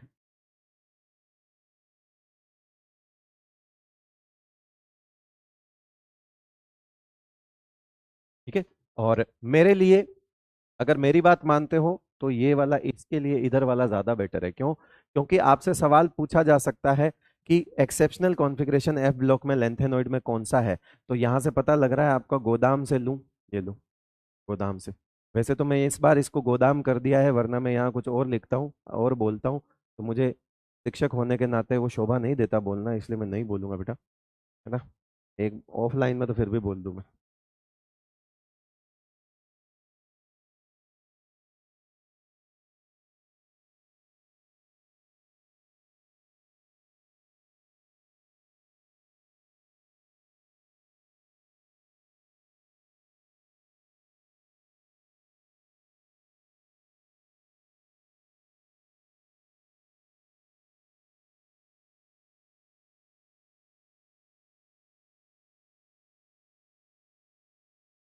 ठीक है भाई। नहीं, वो तुम्हारी इच्छा है कि घोड़ा है या गधा है, वो तुम देख लो। ठीक है, चलो भाई, आगे चले। नोट कर लेना इसको। नेक्स्ट, एक्टिनॉइड्स के कॉन्फ़िगरेशन है ये। इसमें भी देखो ये वाला है, अब तक 88 भरो। जैसे उसमें उसमें 54 था, तो इसमें 86 प्लस 2 में भी कोई चेंजेस नहीं होगा। ये देखो, 7s2 7s2 7s2 सब में होगा, कोई टेंशन नहीं। तो 86 प्लस 2 यानी अब तक 88 भरो।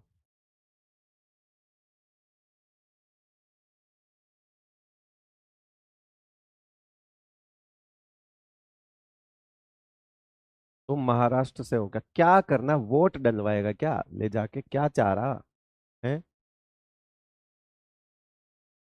काउंट कर रहा है क्या कितने वोट है?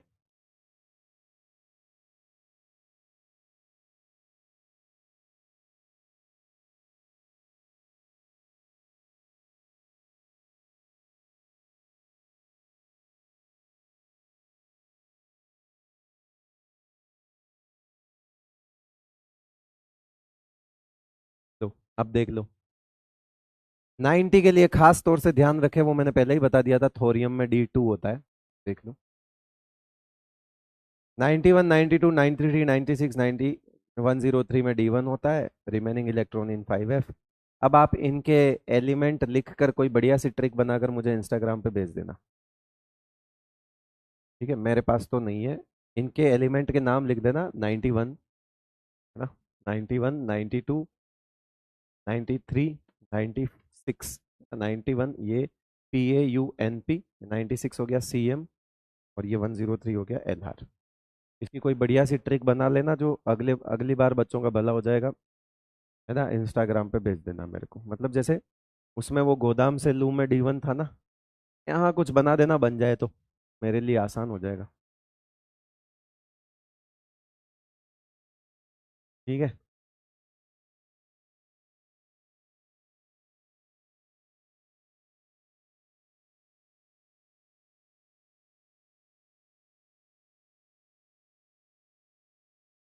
हम्म। ये रिमेनिंग इलेक्ट्रॉन का मतलब होता है एटॉमिक नंबर में से 88 माइनस कर दो। पहले सबसे पहला काम होता है एटॉमिक नंबर में से 88 माइनस कर दो। जैसे 90 में से 88 माइनस कर दिया मैंने, क्योंकि 88 तो सब में ही भरने हैं मुझे। तो 90 में से मैं 88 माइनस करूंगा तो मेरे पास सिर्फ दो बचेंगे। अब दो बचेंगे और मुझे पता है कि थोरियम में D2 होता है, तो इसका मतलब है दोनों के दोनों यही होंगे, फिर तो F में 0 हो गया। फिर मान लो मेरे पास ये हो गया 90, क्या बोलते हैं इसको, 96।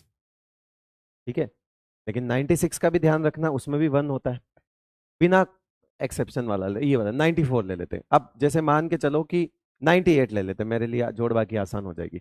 98 में से रिमेनिंग, जब भी रिमेनिंग इलेक्ट्रॉन का मतलब होता है 98 में से पहले 88 माइनस कर दो। 86 यहां भर गए, दो वहां भर गए, 88।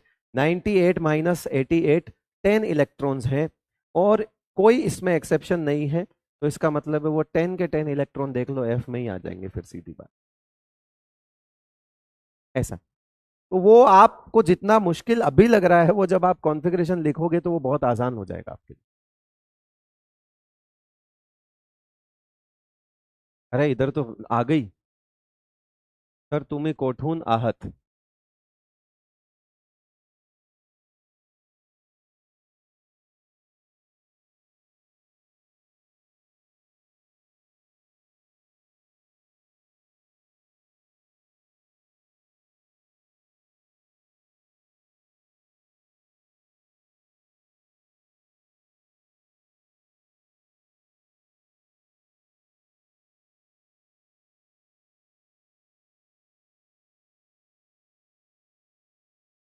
मैं बनाऊं कुछ ट्रिक बन रही हो तो।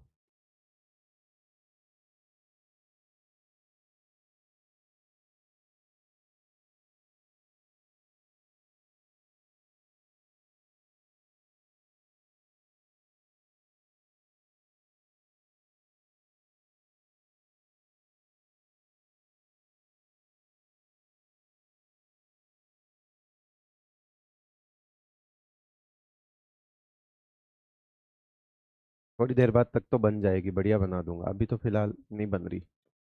चलो भैया, साइज की बात कर लेते हैं। ये हो गई कॉन्फ़िगरेशन की बात। साइज की बात कर लेते हैं, लेंथेनॉइड्स की बात कर लेते हैं और एक्टिनॉइड्स दोनों की बात कर लेते हैं। दोनों के अंदर एनसीईआरटी ने एक पॉइंट लिखा है कि जनरली लेफ्ट टू राइट दोनों सीरीज में साइज जो है वो डिक्रीज होती है, और वो भी M as well as M3+, यानी कि जीरो स्टेट में साइज और +3 में आयनिक साइज, ये दोनों लेफ्ट टू राइट डिक्रीज होती है।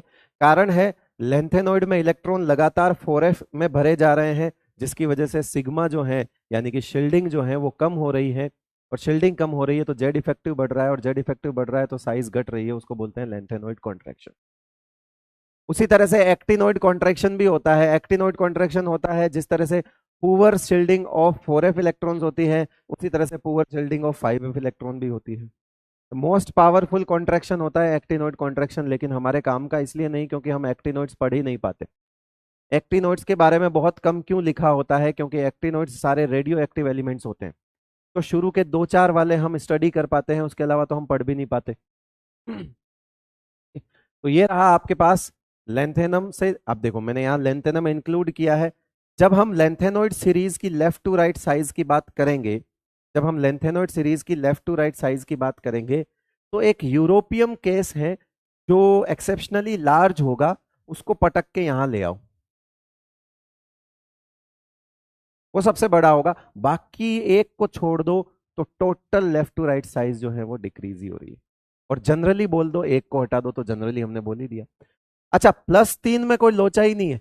+3 वाले में हमको जो जहां है वहीं रहेगा, नो एक्सेप्शन, नो यूरोपियम वाला एक्सेप्शन। इसमें इसीलिए मैंने जानबूझ के बीच पे यूरोपियम 3 भी लिखा है। +3 में लेफ्ट टू राइट कोई एक्सेप्शन नहीं है। जीरो स्टेट में आपको फिर भी यूरोपियम उठा के आगे पटकना होता है। मैग्नीज वाली बात आ जाती है, हाफ फील्ड स्टेबल कॉन्फ़िगरेशन की वजह से लूज बॉन्डिंग होती है, जिससे इसकी मेटेलिक रेडियस ज्यादा आती है, इसलिए उसको वहां ले जाते हैं। अगर आप एनसीईआरटी में डेटा जाकर चेक करोगे तो 199 डेटा होगा इसका, जो कि लेंथेनम से भी ज्यादा होगा, तो आगे पटक। लेकिन आप अगर +3 में एनसीईआरटी के अंदर डेटा चेक करोगे आयनिक रेडियस का, कोई टेंशन नहीं है, यहां से लेके यहां तक एक एक एक एक एक एक करके लगातार कम हो रहा है। बहुत ज्यादा डिफरेंस नहीं है, एक एक पिकोमीटर, एक एक नैनोमीटर के आसपास डिक्रीज है, लेकिन कोई चेंजेस नहीं है ना, लगातार डिक्रीज हो रहा है यहां तक। बाकी रही बात एक्टिनोइड्स की साइज की, तो स्पेसिफिकली वो तो ऐसी कुछ तो दी हुई नहीं है साइज, और ना ही हम पढ़ते हैं, क्योंकि एक्टिनोइड के अंदर पूछना तो मतलब बहुत भारी बात हो जाएगी कि अगर वो जाकर एक्टिनोइड की साइज पूछे। बट हाँ, इन जनरल डिक्रीज होती है, कभी स्टेटमेंट पूछ ले तो इस तरह से कभी नहीं पूछेगा। इस तरह से लास्ट हम लेंथेनोइड्स पढ़ सकते हैं पूरी पीरियोडिक टेबल में, साइज के लिए लास्ट लेंथेनोइड पढ़ते हैं। एक्टिनोइड की साइज नहीं पढ़ पाते हैं, उसका कारण है रेडियो एक्टिव है। लास्ट वाले एक्टिनोइड जो कि लॉरेंशियम है, उसकी तो 3 मिनट हाफ लाइफ होती है सिर्फ। तो क्या स्टडी करोगे आप किसी की साइज का, किसी की आयोनाइजेशन एनर्जी का, जो 3 मिनट तक की उसकी हाफ लाइफ है। 3 मिनट से ज्यादा तो वो रहेगा ही नहीं आपके पास। तो ठीक है, एक रेडियो एक्टिव एलिमेंट्स के लिए इसीलिए प्रॉपर्टी पढ़ना मुश्किल होता है, इसीलिए एक्टिनोइड इतना इंपॉर्टेंट नहीं है। नेक्स्ट आता है आयोनाइजेशन एनर्जी। यहाँ पर भी वही बात लेंथेनोइड्स के लिए ही ज्यादातर बोली जाएगी और ये 11th क्लास में जो बच्चे मुझसे पढ़े हुए हैं उनको मैंने लिखवा रखा है। अगर मैंने वहां लिखवाया है तो, नहीं लिखवाया है तो यहाँ बता देता हूँ कि एक पॉइंट एनसीईआरटी ने लिखा है, वैल्यूज की बात, ऑर्डर की बात नहीं, ठीक है, नहीं करनी है। क्यों? क्योंकि की हुई नहीं है एनसीईआरटी ने। तो सर, एनसीईआरटी क्या पूछ सकता है? मुझे लगा कि काम के पॉइंट है, ये पूछा हुआ है एक बार नीट में, ये वाला पॉइंट पूछ लिया है, और ये वाला पॉइंट एम्स में एक बार पूछा जा चुका है। तो आज भी यही 2 पॉइंट इंपॉर्टेंट है उसके आयोनाइजेशन एनर्जी को लेके, तो वो देख लो। IE1 and IE2 are 600 kilojoule per mole and 1200 kilojoule per mole respectively, which is similar to calcium, यानी कि इनकी फर्स्ट आयोनाइजेशन एनर्जी 600 होती है और सेकंड आयोनाइजेशन एनर्जी 1200 होती है सारे लेंथेनोइड्स की, जो कि डेटा मैच करता है कैल्शियम से। आप बोलोगे ऐसा क्यों, मैं कहा उनकी मर्जी, उन्होंने चेक किया और एक बंदा कैल्शियम का देख रहा था, एक ये देख रहा कि सेम सेम अपने सेम सेम आ रहे भाई। बोला हाँ ठीक है, तो कह रहे क्या लिखे फिर, कुछ मिल नहीं रहा है, यही पॉइंट लिख दे लिख दे लिख दे, यही लिख दे, इसी काम का लिख दे। और लिख दिया उन्होंने। फिर उन्होंने बात करी कि जो लैंथेनम, गैडोलिनियम और ल्यूटेशियम, ये तीन ऐसे एलिमेंट हैं जिसकी आयोनाइजेशन एनर्जी 3 एक्सपेक्टेशन से कम होती है। ये मत सोच लेना कि आयोनाइजेशन एनर्जी 1 से ज्यादा, आयोनाइजेशन एनर्जी 2 से कम, आयोनाइजेशन एनर्जी 3 हो जाएगी क्या। ये इनके लिए छोड़ो, दुनिया के किसी भी एलिमेंट के लिए ऐसा हो ही नहीं सकता कि सक्सेसिव आयोनाइजेशन एनर्जी की वैल्यू कम आ जाए। तो प्लीज इसका गलत मतलब मत समझना, मैं आपको नहीं गलत बोल रहा, मेरे प्यारे साथी कई बार इसको गलत पढ़ा देते हैं। वो ये बोल देते हैं कि इनकी तीसरी आयोनाइजेशन एनर्जी कम होती है। तो बच्चा पूछता है किन से कम होती है, इनकी दूसरी आयोनाइजेशन एनर्जी से, तो कहते हैं हाँ इनकी दूसरी आयोनाइजेशन एनर्जी से कम होती है। नहीं बेटा, किसी भी एलिमेंट की सक्सेसिव आयोनाइजेशन एनर्जी की वैल्यू डिक्रीज नहीं हो सकती, पहले से ज्यादा दूसरी और दूसरी से ज्यादा तीसरी ही होगी। तो ये बहुत बड़ा ब्लेंडर जो है आपके दिमाग में चलता है, और जब किसी टीचर के पास जाता है तो क्या पता वो घबराहट में ये बोल देता है कि हाँ हाँ कम होगी, क्योंकि एनसीईआरटी ने चीजों को क्लियर नहीं लिखा। मैं आपको क्लियर लिख के बोल रहा हूं कि IE3 of lanthanum, gadolinium and lutetium is lower than expectations as compare to IE3 of other elements. इनकी आयोनाइजेशन एनर्जी थर्ड को बाकी एलिमेंट्स की आयोनाइजेशन एनर्जी थर्ड से कंपेयर करो तो उम्मीद से कम होती है। ये है, ठीक है बेटा। गलत मतलब नहीं समझना है, क्योंकि मतलब क्या निकलता है इस बात का कि IE3 of gadolinium, lanthanum and lutetium is low, comparatively low. तो आपको लगता है अच्छा पहली ठीक है, दूसरी ठीक है, दूसरी से कम हो गई दिखती है तीसरी, नहीं हो सकता है। ये इनकी तीसरी से बाकियों की तीसरी कंपेयर करेंगे। अभी रीजन देखो, सुनो, ये लैंथेनम है। थर्ड आयोनाइजेशन एनर्जी का मतलब क्या होता है बेटा, 3 इलेक्ट्रॉन निकालना।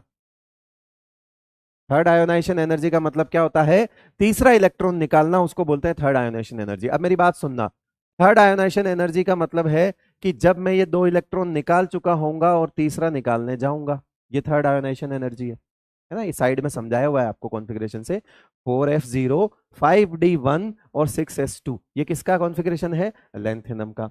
जब लैंथेनम की फर्स्ट 2 आयोनाइजेशन एनर्जी होगी तो ये IE1 प्लस IE2 में चले जाएंगे, ये 2 इलेक्ट्रॉन। तो ये इलेक्ट्रॉन जब हम निकालेंगे तो ये IE3 से रिमूव होगा।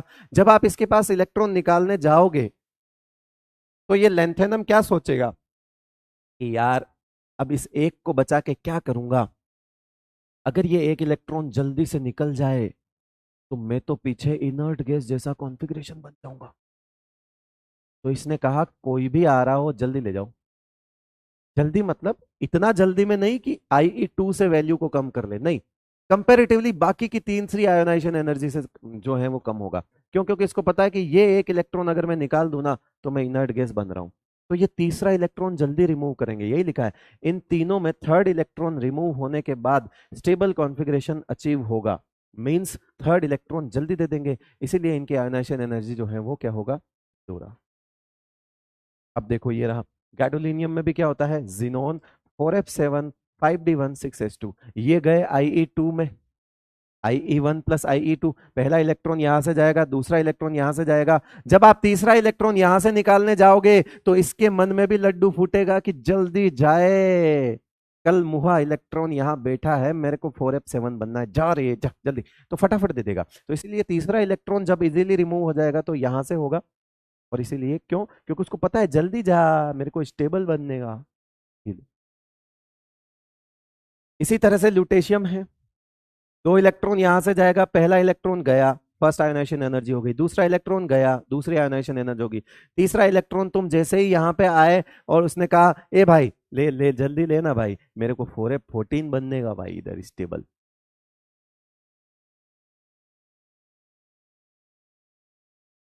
समझ गया, सही है, समझ में आया। अब आप सोचो कि एनसीईआरटी की इस एक लाइन को मैंने किस तरह से एक्सप्लेन किया है।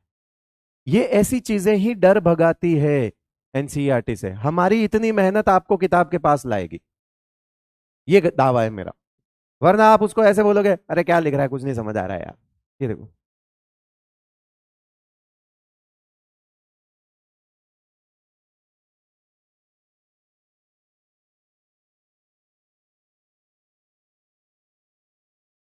चले आगे।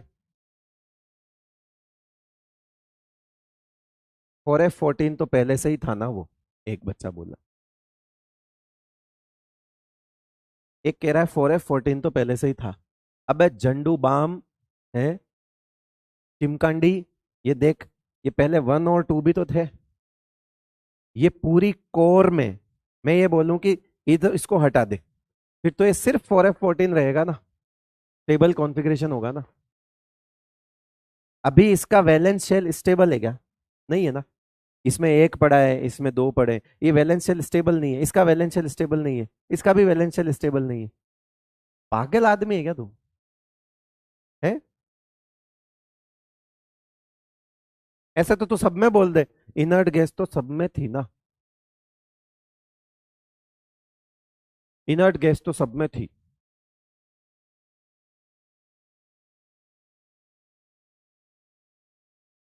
अरे यार, थोड़ा तो सोचो, क्या तो तुम कैसे पढ़ रहे हो तुम? क्या विचार है तुम्हारे? क्या चाह रहे हो?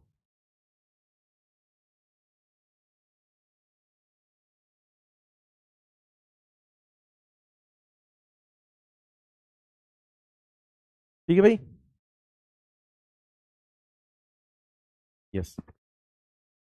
फिर कुछ बातें, कुछ इंपॉर्टेंट पॉइंट्स हम देख लेते हैं, आइए।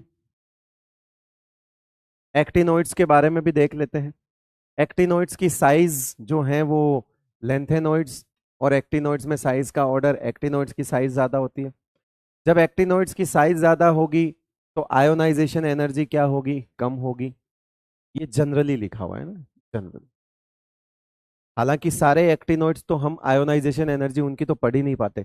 इसलिए एनसीईआरटी ने यहाँ पर एक बहुत अच्छी और बहुत चालाकी से एक बात लिख दी कि अर्ली एक्टिनोइड्स की आयोनाइजेशन एनर्जी अर्ली लेंथेनोइड से कम होती है। कह रहे अर्ली क्यों बोला? क्योंकि फर्स्ट हाफ ही है जिनकी हम स्टडी कर पाते हैं, बाद में उनकी हाफ लाइफ इतनी कम हो जाती है कि आगे के एक्टिनोइड्स को तो हम पढ़ ही नहीं पाते। तो उन्होंने बड़ी चालाकी से एक स्टेटमेंट लिख दिया कि अर्ली लेंथेनोइड्स की आयनाइजेशन एनर्जी ज्यादा होती है और अर्ली एक्टिनोइड्स की कम होती है। ठीक है, हमको अर्ली वर्ली से मतलब नहीं है, मैंने जनरली लिख दिया कि भाई ठीक है, आपको मुझे जो समझाना है वो समझा रहा हूं। आयोनाइजेशन एनर्जी किसी मेटल की जितनी कम होगी, रिएक्टिविटी उस मेटल की उतनी ही ज्यादा होगी, क्योंकि मेटल का काम है इलेक्ट्रॉन को देना, इलेक्ट्रॉन लूज करना। अब जिसकी आयोनाइजेशन एनर्जी कम होगी वो उतना जल्दी इलेक्ट्रॉन देगा, उतना अच्छा मेटल कहलाएगा। तो एक्टिनोइड्स आर मोर रिएक्टिव, लिखा हुआ है एनसीईआरटी में। एक्टिनोइड्स आर मोर रिएक्टिव, है ना, स्पेशली व्हेन वो फाइन पाउडर में आप कन्वर्ट करो और पानी के साथ रिएक्शन करके हाइड्रोक्साइड बनाते हैं। ऑलमोस्ट सारे के सारे जो हैं वो क्या बोलते हैं, एसिड के साथ रिएक्शन करते हैं, बेस के साथ कोई रिएक्शन नहीं करते, ये वाले। ठीक है, नो रिएक्शन विद एल्कलीज, साफ साफ लिखा हुआ है। ठीक है, तो एक्टिनोइड्स के लिए जो है कुछ चीजें एनसीईआरटी में तुम जाके पढ़ोगे, तुम भी तो पढ़ोगे, कोई मैं लाइन टू लाइन थोड़ी पढ़ा दूंगा बेटा, तुम भी पढ़ लेना थोड़ा थोड़ा। EN of actinoids is less than lanthanoid. अगर ईएन कम है तो बेसिक नेचर ऑफ हाइड्रोक्साइड ज्यादा होगा। एक्टिनोइड्स के जो हाइड्रोक्साइड्स हैं वो ज्यादा बेसिक होंगे। और ये तो पता ही होगा आपको, इलेक्ट्रोनेगेटिविटी से ऑक्साइड्स और हाइड्रोक्साइड की बेसिक नेचर और देख सकते हैं हम एसिडिक नेचर, है ना। ये पीरियोडिक टेबल की बातें हैं बेटा, बिना 11th क्लास के ऐसा ही होता है। Hydroxide of actinoids are more basic than lanthanoids. ठीक है, ये सही बात है, क्यों? क्योंकि ईएन कम है। ठीक है भाई। कुछ नहीं समझ आ रहा है, क्या करे बेटा, नहीं आ सकता ना बेटा।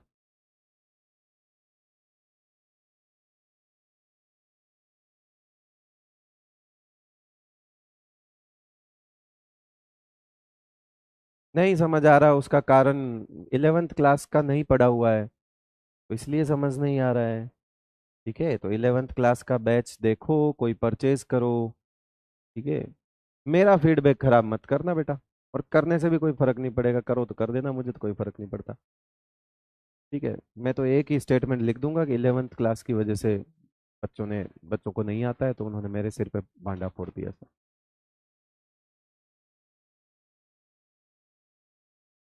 जो बेसिक जरूरत है वो जरूरत है, मतलब क्या बोल सकते हैं उसको।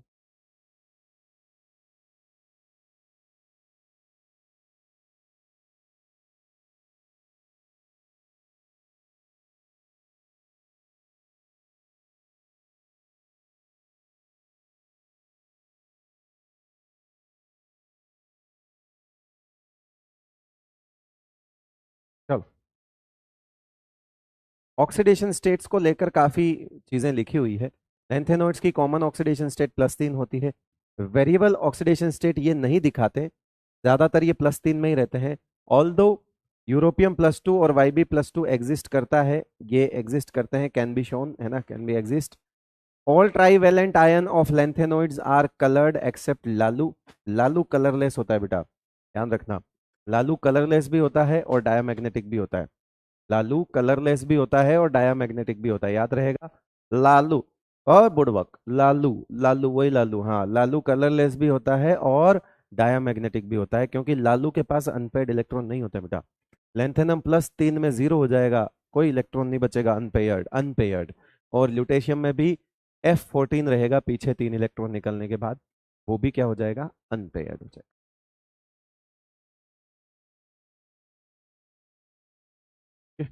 तो डी ब्लॉक में तो मैं आपको बता ही देता हूँ कि डी ब्लॉक में तो D0 D10 कलरलेस होते हैं, और इसमें लगभग सारे ट्राईवेलेंट। ट्राईवेलेंट का मतलब क्या होता है बेटा, ट्राईवेलेंट का मतलब होता है M3+। सारे M3+ वाले कलरलेस होते हैं, सॉरी कलर्ड होते हैं, लालू नहीं होते बस।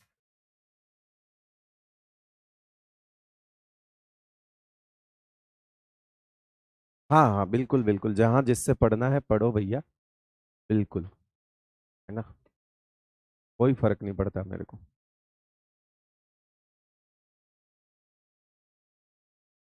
आज फास्ट ज्यादा नहीं है बेटा, आज लिखी हुई स्लाइड है तो तुमको फास्ट लग रहा है, पढ़ा तो मैं वैसे ही रहा हूँ एक एक लाइन। ठीक है, कोई बात नहीं, मुझे ऐसे बच्चों को पढ़ाना भी नहीं है जो मुझे गाली दे, पहली चीज तो। और अगर मैं तुम्हारे बैच को कंटिन्यू करूंगा तो यूं मान के चल लो कि मुझ में कुछ अच्छा ही होगी, इसलिए करूंगा। ठीक है कि मैं, मतलब ठीक है यार, किसी का भला हो जाएगा, इस वजह से करूंगा, वरना मुझे तुम्हारे बैच को अब पढ़ाने का कोई इंटरेस्ट नहीं है, बिल्कुल भी नहीं, जीरो। ठीक है, और अगर पॉसिबल होगा तो बाकी के चैप्टर कोई और पढ़ा देगा इस चैप्टर के बाद, मैं देख लूंगा वो चीज़। क्योंकि मुझे इस तरह से, कमेंट में आप कुछ भी लिख दो, लेकिन कुछ बातें ऐसी होती है जो नहीं लिख सकते आप।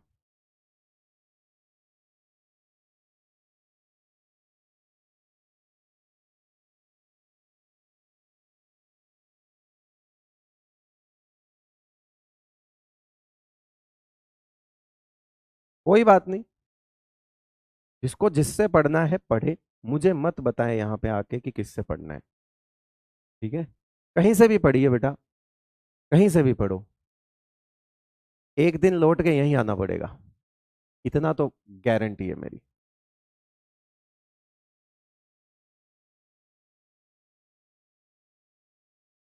इन एक्टिनोइड्स में भी कॉमन ऑक्सीडेशन स्टेट तो +3 होती है, but can show variable oxidation state. Maximum oxidation state NP और PU की होती है, जो कि +7 तक जा सकती है। ये वेरिएबल ऑक्सीडेशन स्टेट क्यों दिखा सकते हैं, because there is a lesser energy gap between 5F and 6D subshells.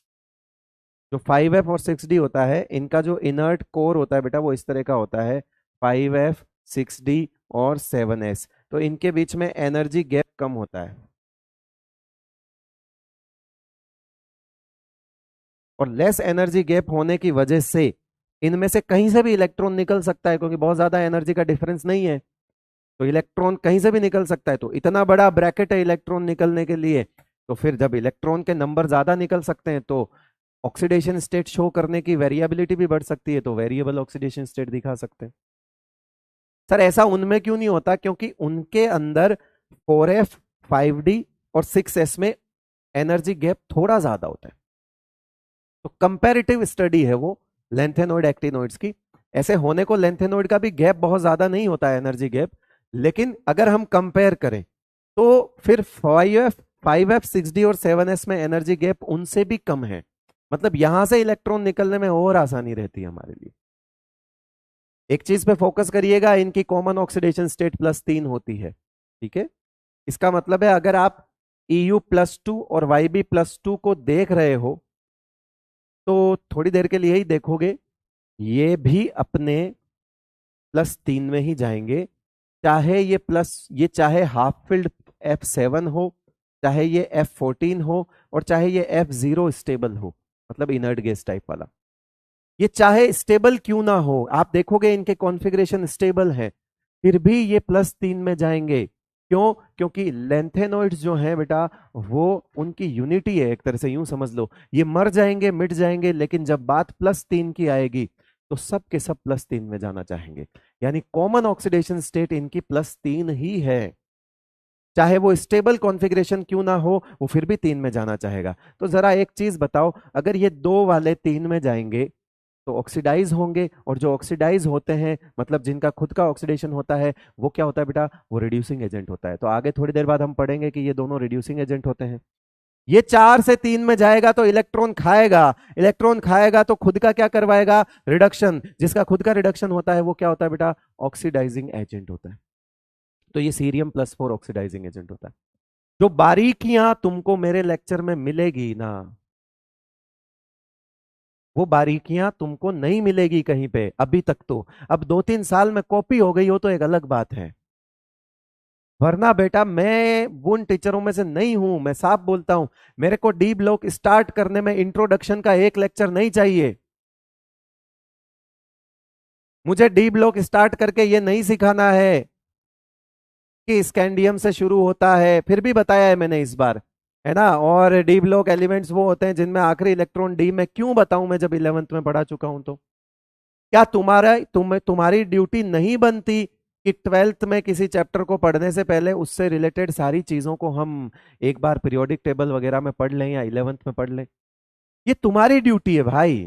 और अगर आप अपनी ड्यूटी अच्छे से नहीं निभा सकते तो फिर आप किसी टीचर के भरोसे तो नहीं रह सकते।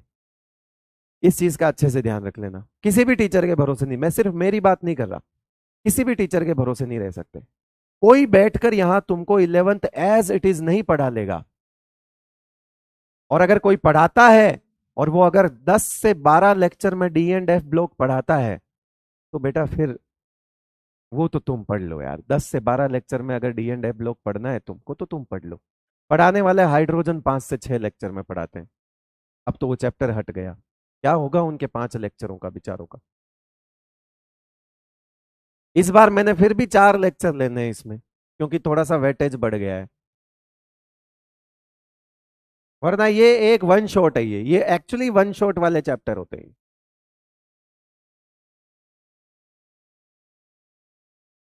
ये देखो अगली स्लाइड पे मैंने यही बताया। F0, F0, F14, right. सब में अनपेड इलेक्ट्रॉन 0, ये सब के सब डायामैग्नेटिक है। हम मैंने पहले ही बोल दिया था कि लालू डायामैग्नेटिक भी होता है कलरलेस के साथ साथ। इनको कलरलेस मत बोल देना, मुझे नहीं पता, जरूरी नहीं है कि जिसमें अनपेड इलेक्ट्रॉन नहीं उसको कलरलेस बोल दे। वो लालू के लिए बोला है, लालू का ध्यान रखो। ये 2 से 3 में जाना चाहेंगे, अभी बोला मैंने, क्योंकि सारे लेंथेनॉइड्स +3 में रहना पसंद करेंगे।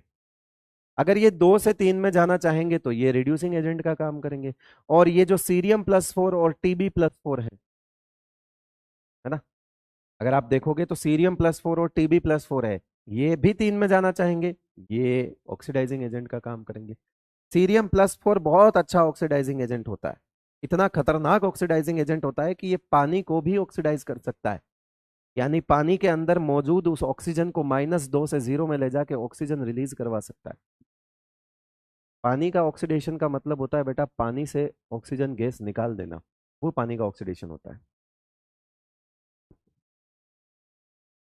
वो भी कर सकता है, लेकिन क्योंकि काइनेटिकली उसकी रिएक्शन, रेट ऑफ रिएक्शन बहुत स्लो होती है, इसीलिए हम सीरियम +4 को एक्वस मीडियम में रीएजेंट के तौर पे यूज कर सकते हैं, एनालिटिकल रीएजेंट यूज कर सकते हैं, कोई बड़ी बात नहीं।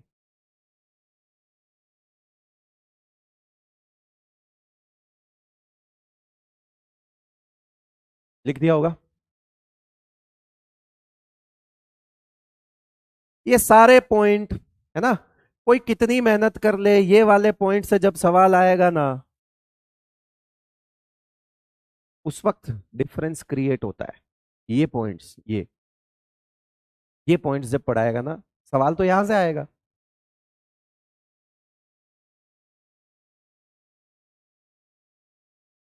कुछ लेंथेनॉइड्स के और पॉइंट है। ये लेंथेनॉइड्स, एल एन का मतलब होता है सारे लेंथेनॉइड्स। एल एन का मतलब क्या होता है बेटा? सारे लेंथेनॉइड्स। कार्बन के साथ रिएक्शन करके कार्बाइड्स बनाते हैं, हेलोजन के साथ रिएक्शन कर, अच्छा इसको +3 वाले में ही रखना है, देखो +3 है। ये हेलोजन के साथ रिएक्शन करके LnX3 टाइप का बनाता है। ऑक्सीजन के साथ रिएक्शन करेगा तो +3 O2 माइनस, इसका इधर क्या बन जाएगा, ये Ln2O3। इसी तरह से एस के सल्फर के ऊपर सल्फर के साथ रिएक्शन करेंगे तो S2 - 3 + इसका इधर क्या बन जाएगा, Ln2S3, है ना। ये वाला आपने किया होगा छोटी क्लासों में, इस तरह से चार्ज इधर उधर लगा के कंपाउंड बनाने वाला। ये देखो Ln3 + N3-, तो ये 3 और 3 तो सेम हो गए, तो ये बन जाएगा LnN, तो ये बन जाएगा लेंथेनॉइड के नाइट्राइड्स इस तरह के होते हैं। पानी के साथ रिएक्शन करेगा, हाइड्रोजन गैस निकालेगा। HCl के साथ रिएक्शन करेगा तो भी हाइड्रोजन गैस निकालेगा। क्यों निकालेगा, क्योंकि जो पानी का H+ होगा वो लेंथे कोई भी लेंथेनॉइड होगा उसका वो मेटल होगा और वो इलेक्ट्रॉन छोड़ेगा। कोई भी लेंथेनॉइड होगा वो क्या देगा, अपना इलेक्ट्रॉन देगा। पानी किस में टूटेगा बेटा, H+ में, है ना, H+ में और OH- में। तो H+ और इलेक्ट्रॉन मिलकर कौन सी गैस बन जाएंगे, H2 गैस। और ये OH- है, ये OH- किसके चिपक जाएगा, इसके बाद। ये कितने इलेक्ट्रॉन देगा, 3 देगा। जब ये 3 देगा तो ये 3+ बनेगा। तो बताओ इसके पास कितने OH- चाहिए, 3 चाहिए। तो ये LnOH का होल थ्राइस, यानी कि इस तरह के हाइड्रोक्साइड बना देगा ये।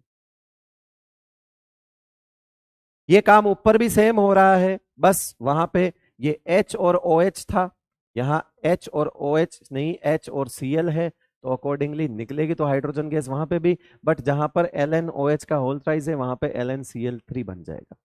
ये लिए लेंथेनॉइड्स की कुछ रिएक्शंस दी हुई है बेटा।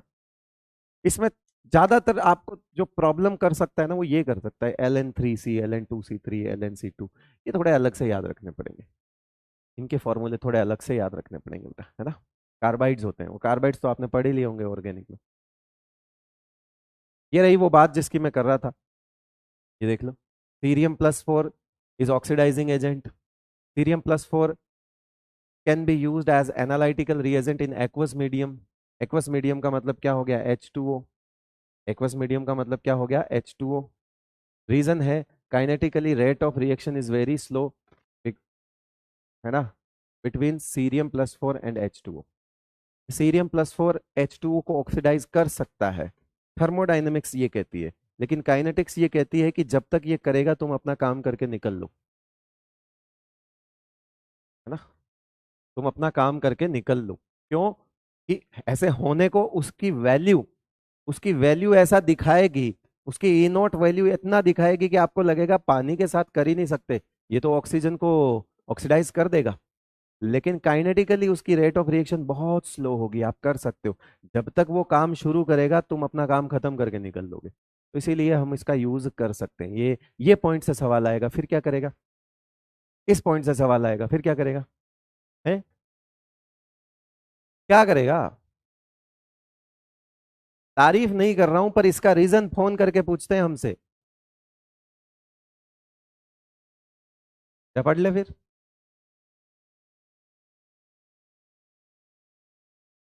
जा बेटा जा।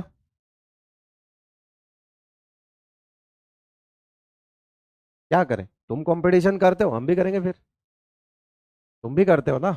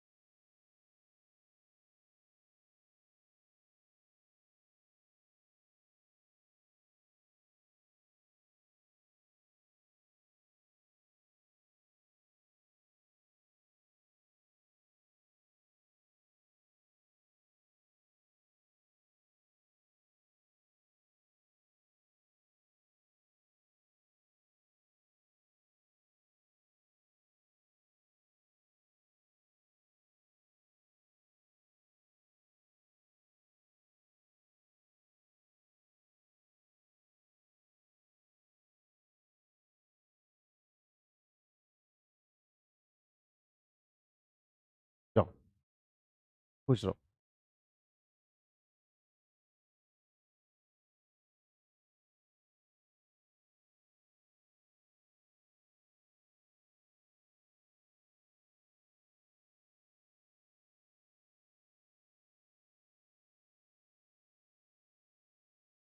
ठीक है भाई।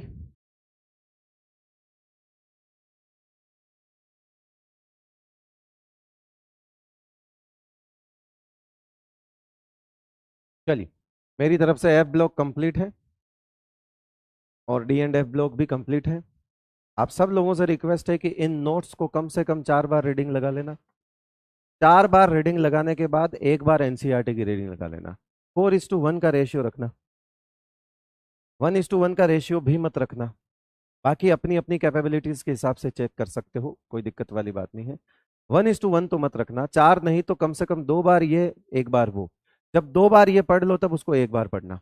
2:1 का रेशियो रखना। 2 बार मेरे नोट्स पढ़ने के बाद अच्छे से के बाद आपको ये देखना है। ये कुछ इंपॉर्टेंट पॉइंट्स है जहां से डायरेक्ट सवाल उठ सकता है, डायरेक्ट। जैसे ये मिश मेटल होता है, तो मिश मेटल क्या होता है ना, मेटल एलोय होता है। मिश मेटल क्या होता है? रूबी रेड जो कलर होता है वो किसका होता है ना?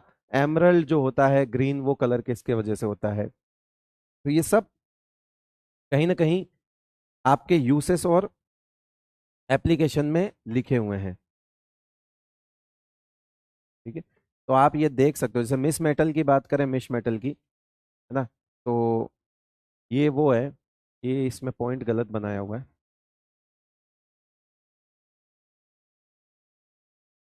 ये मिश मेटल होता है। पॉइंट की वजह से तुम इसको अलग सा पॉइंट ना समझ लो, ये मिश मेटल का कंपोजिशन होता है। कुछ ट्रेसेस इसमें कार्बन, सल्फर, कैल्शियम और एल्यूमिनियम के होते हैं। ये मिश मेटल की बात है। ठीक है भाई, कहाँ काम आता है?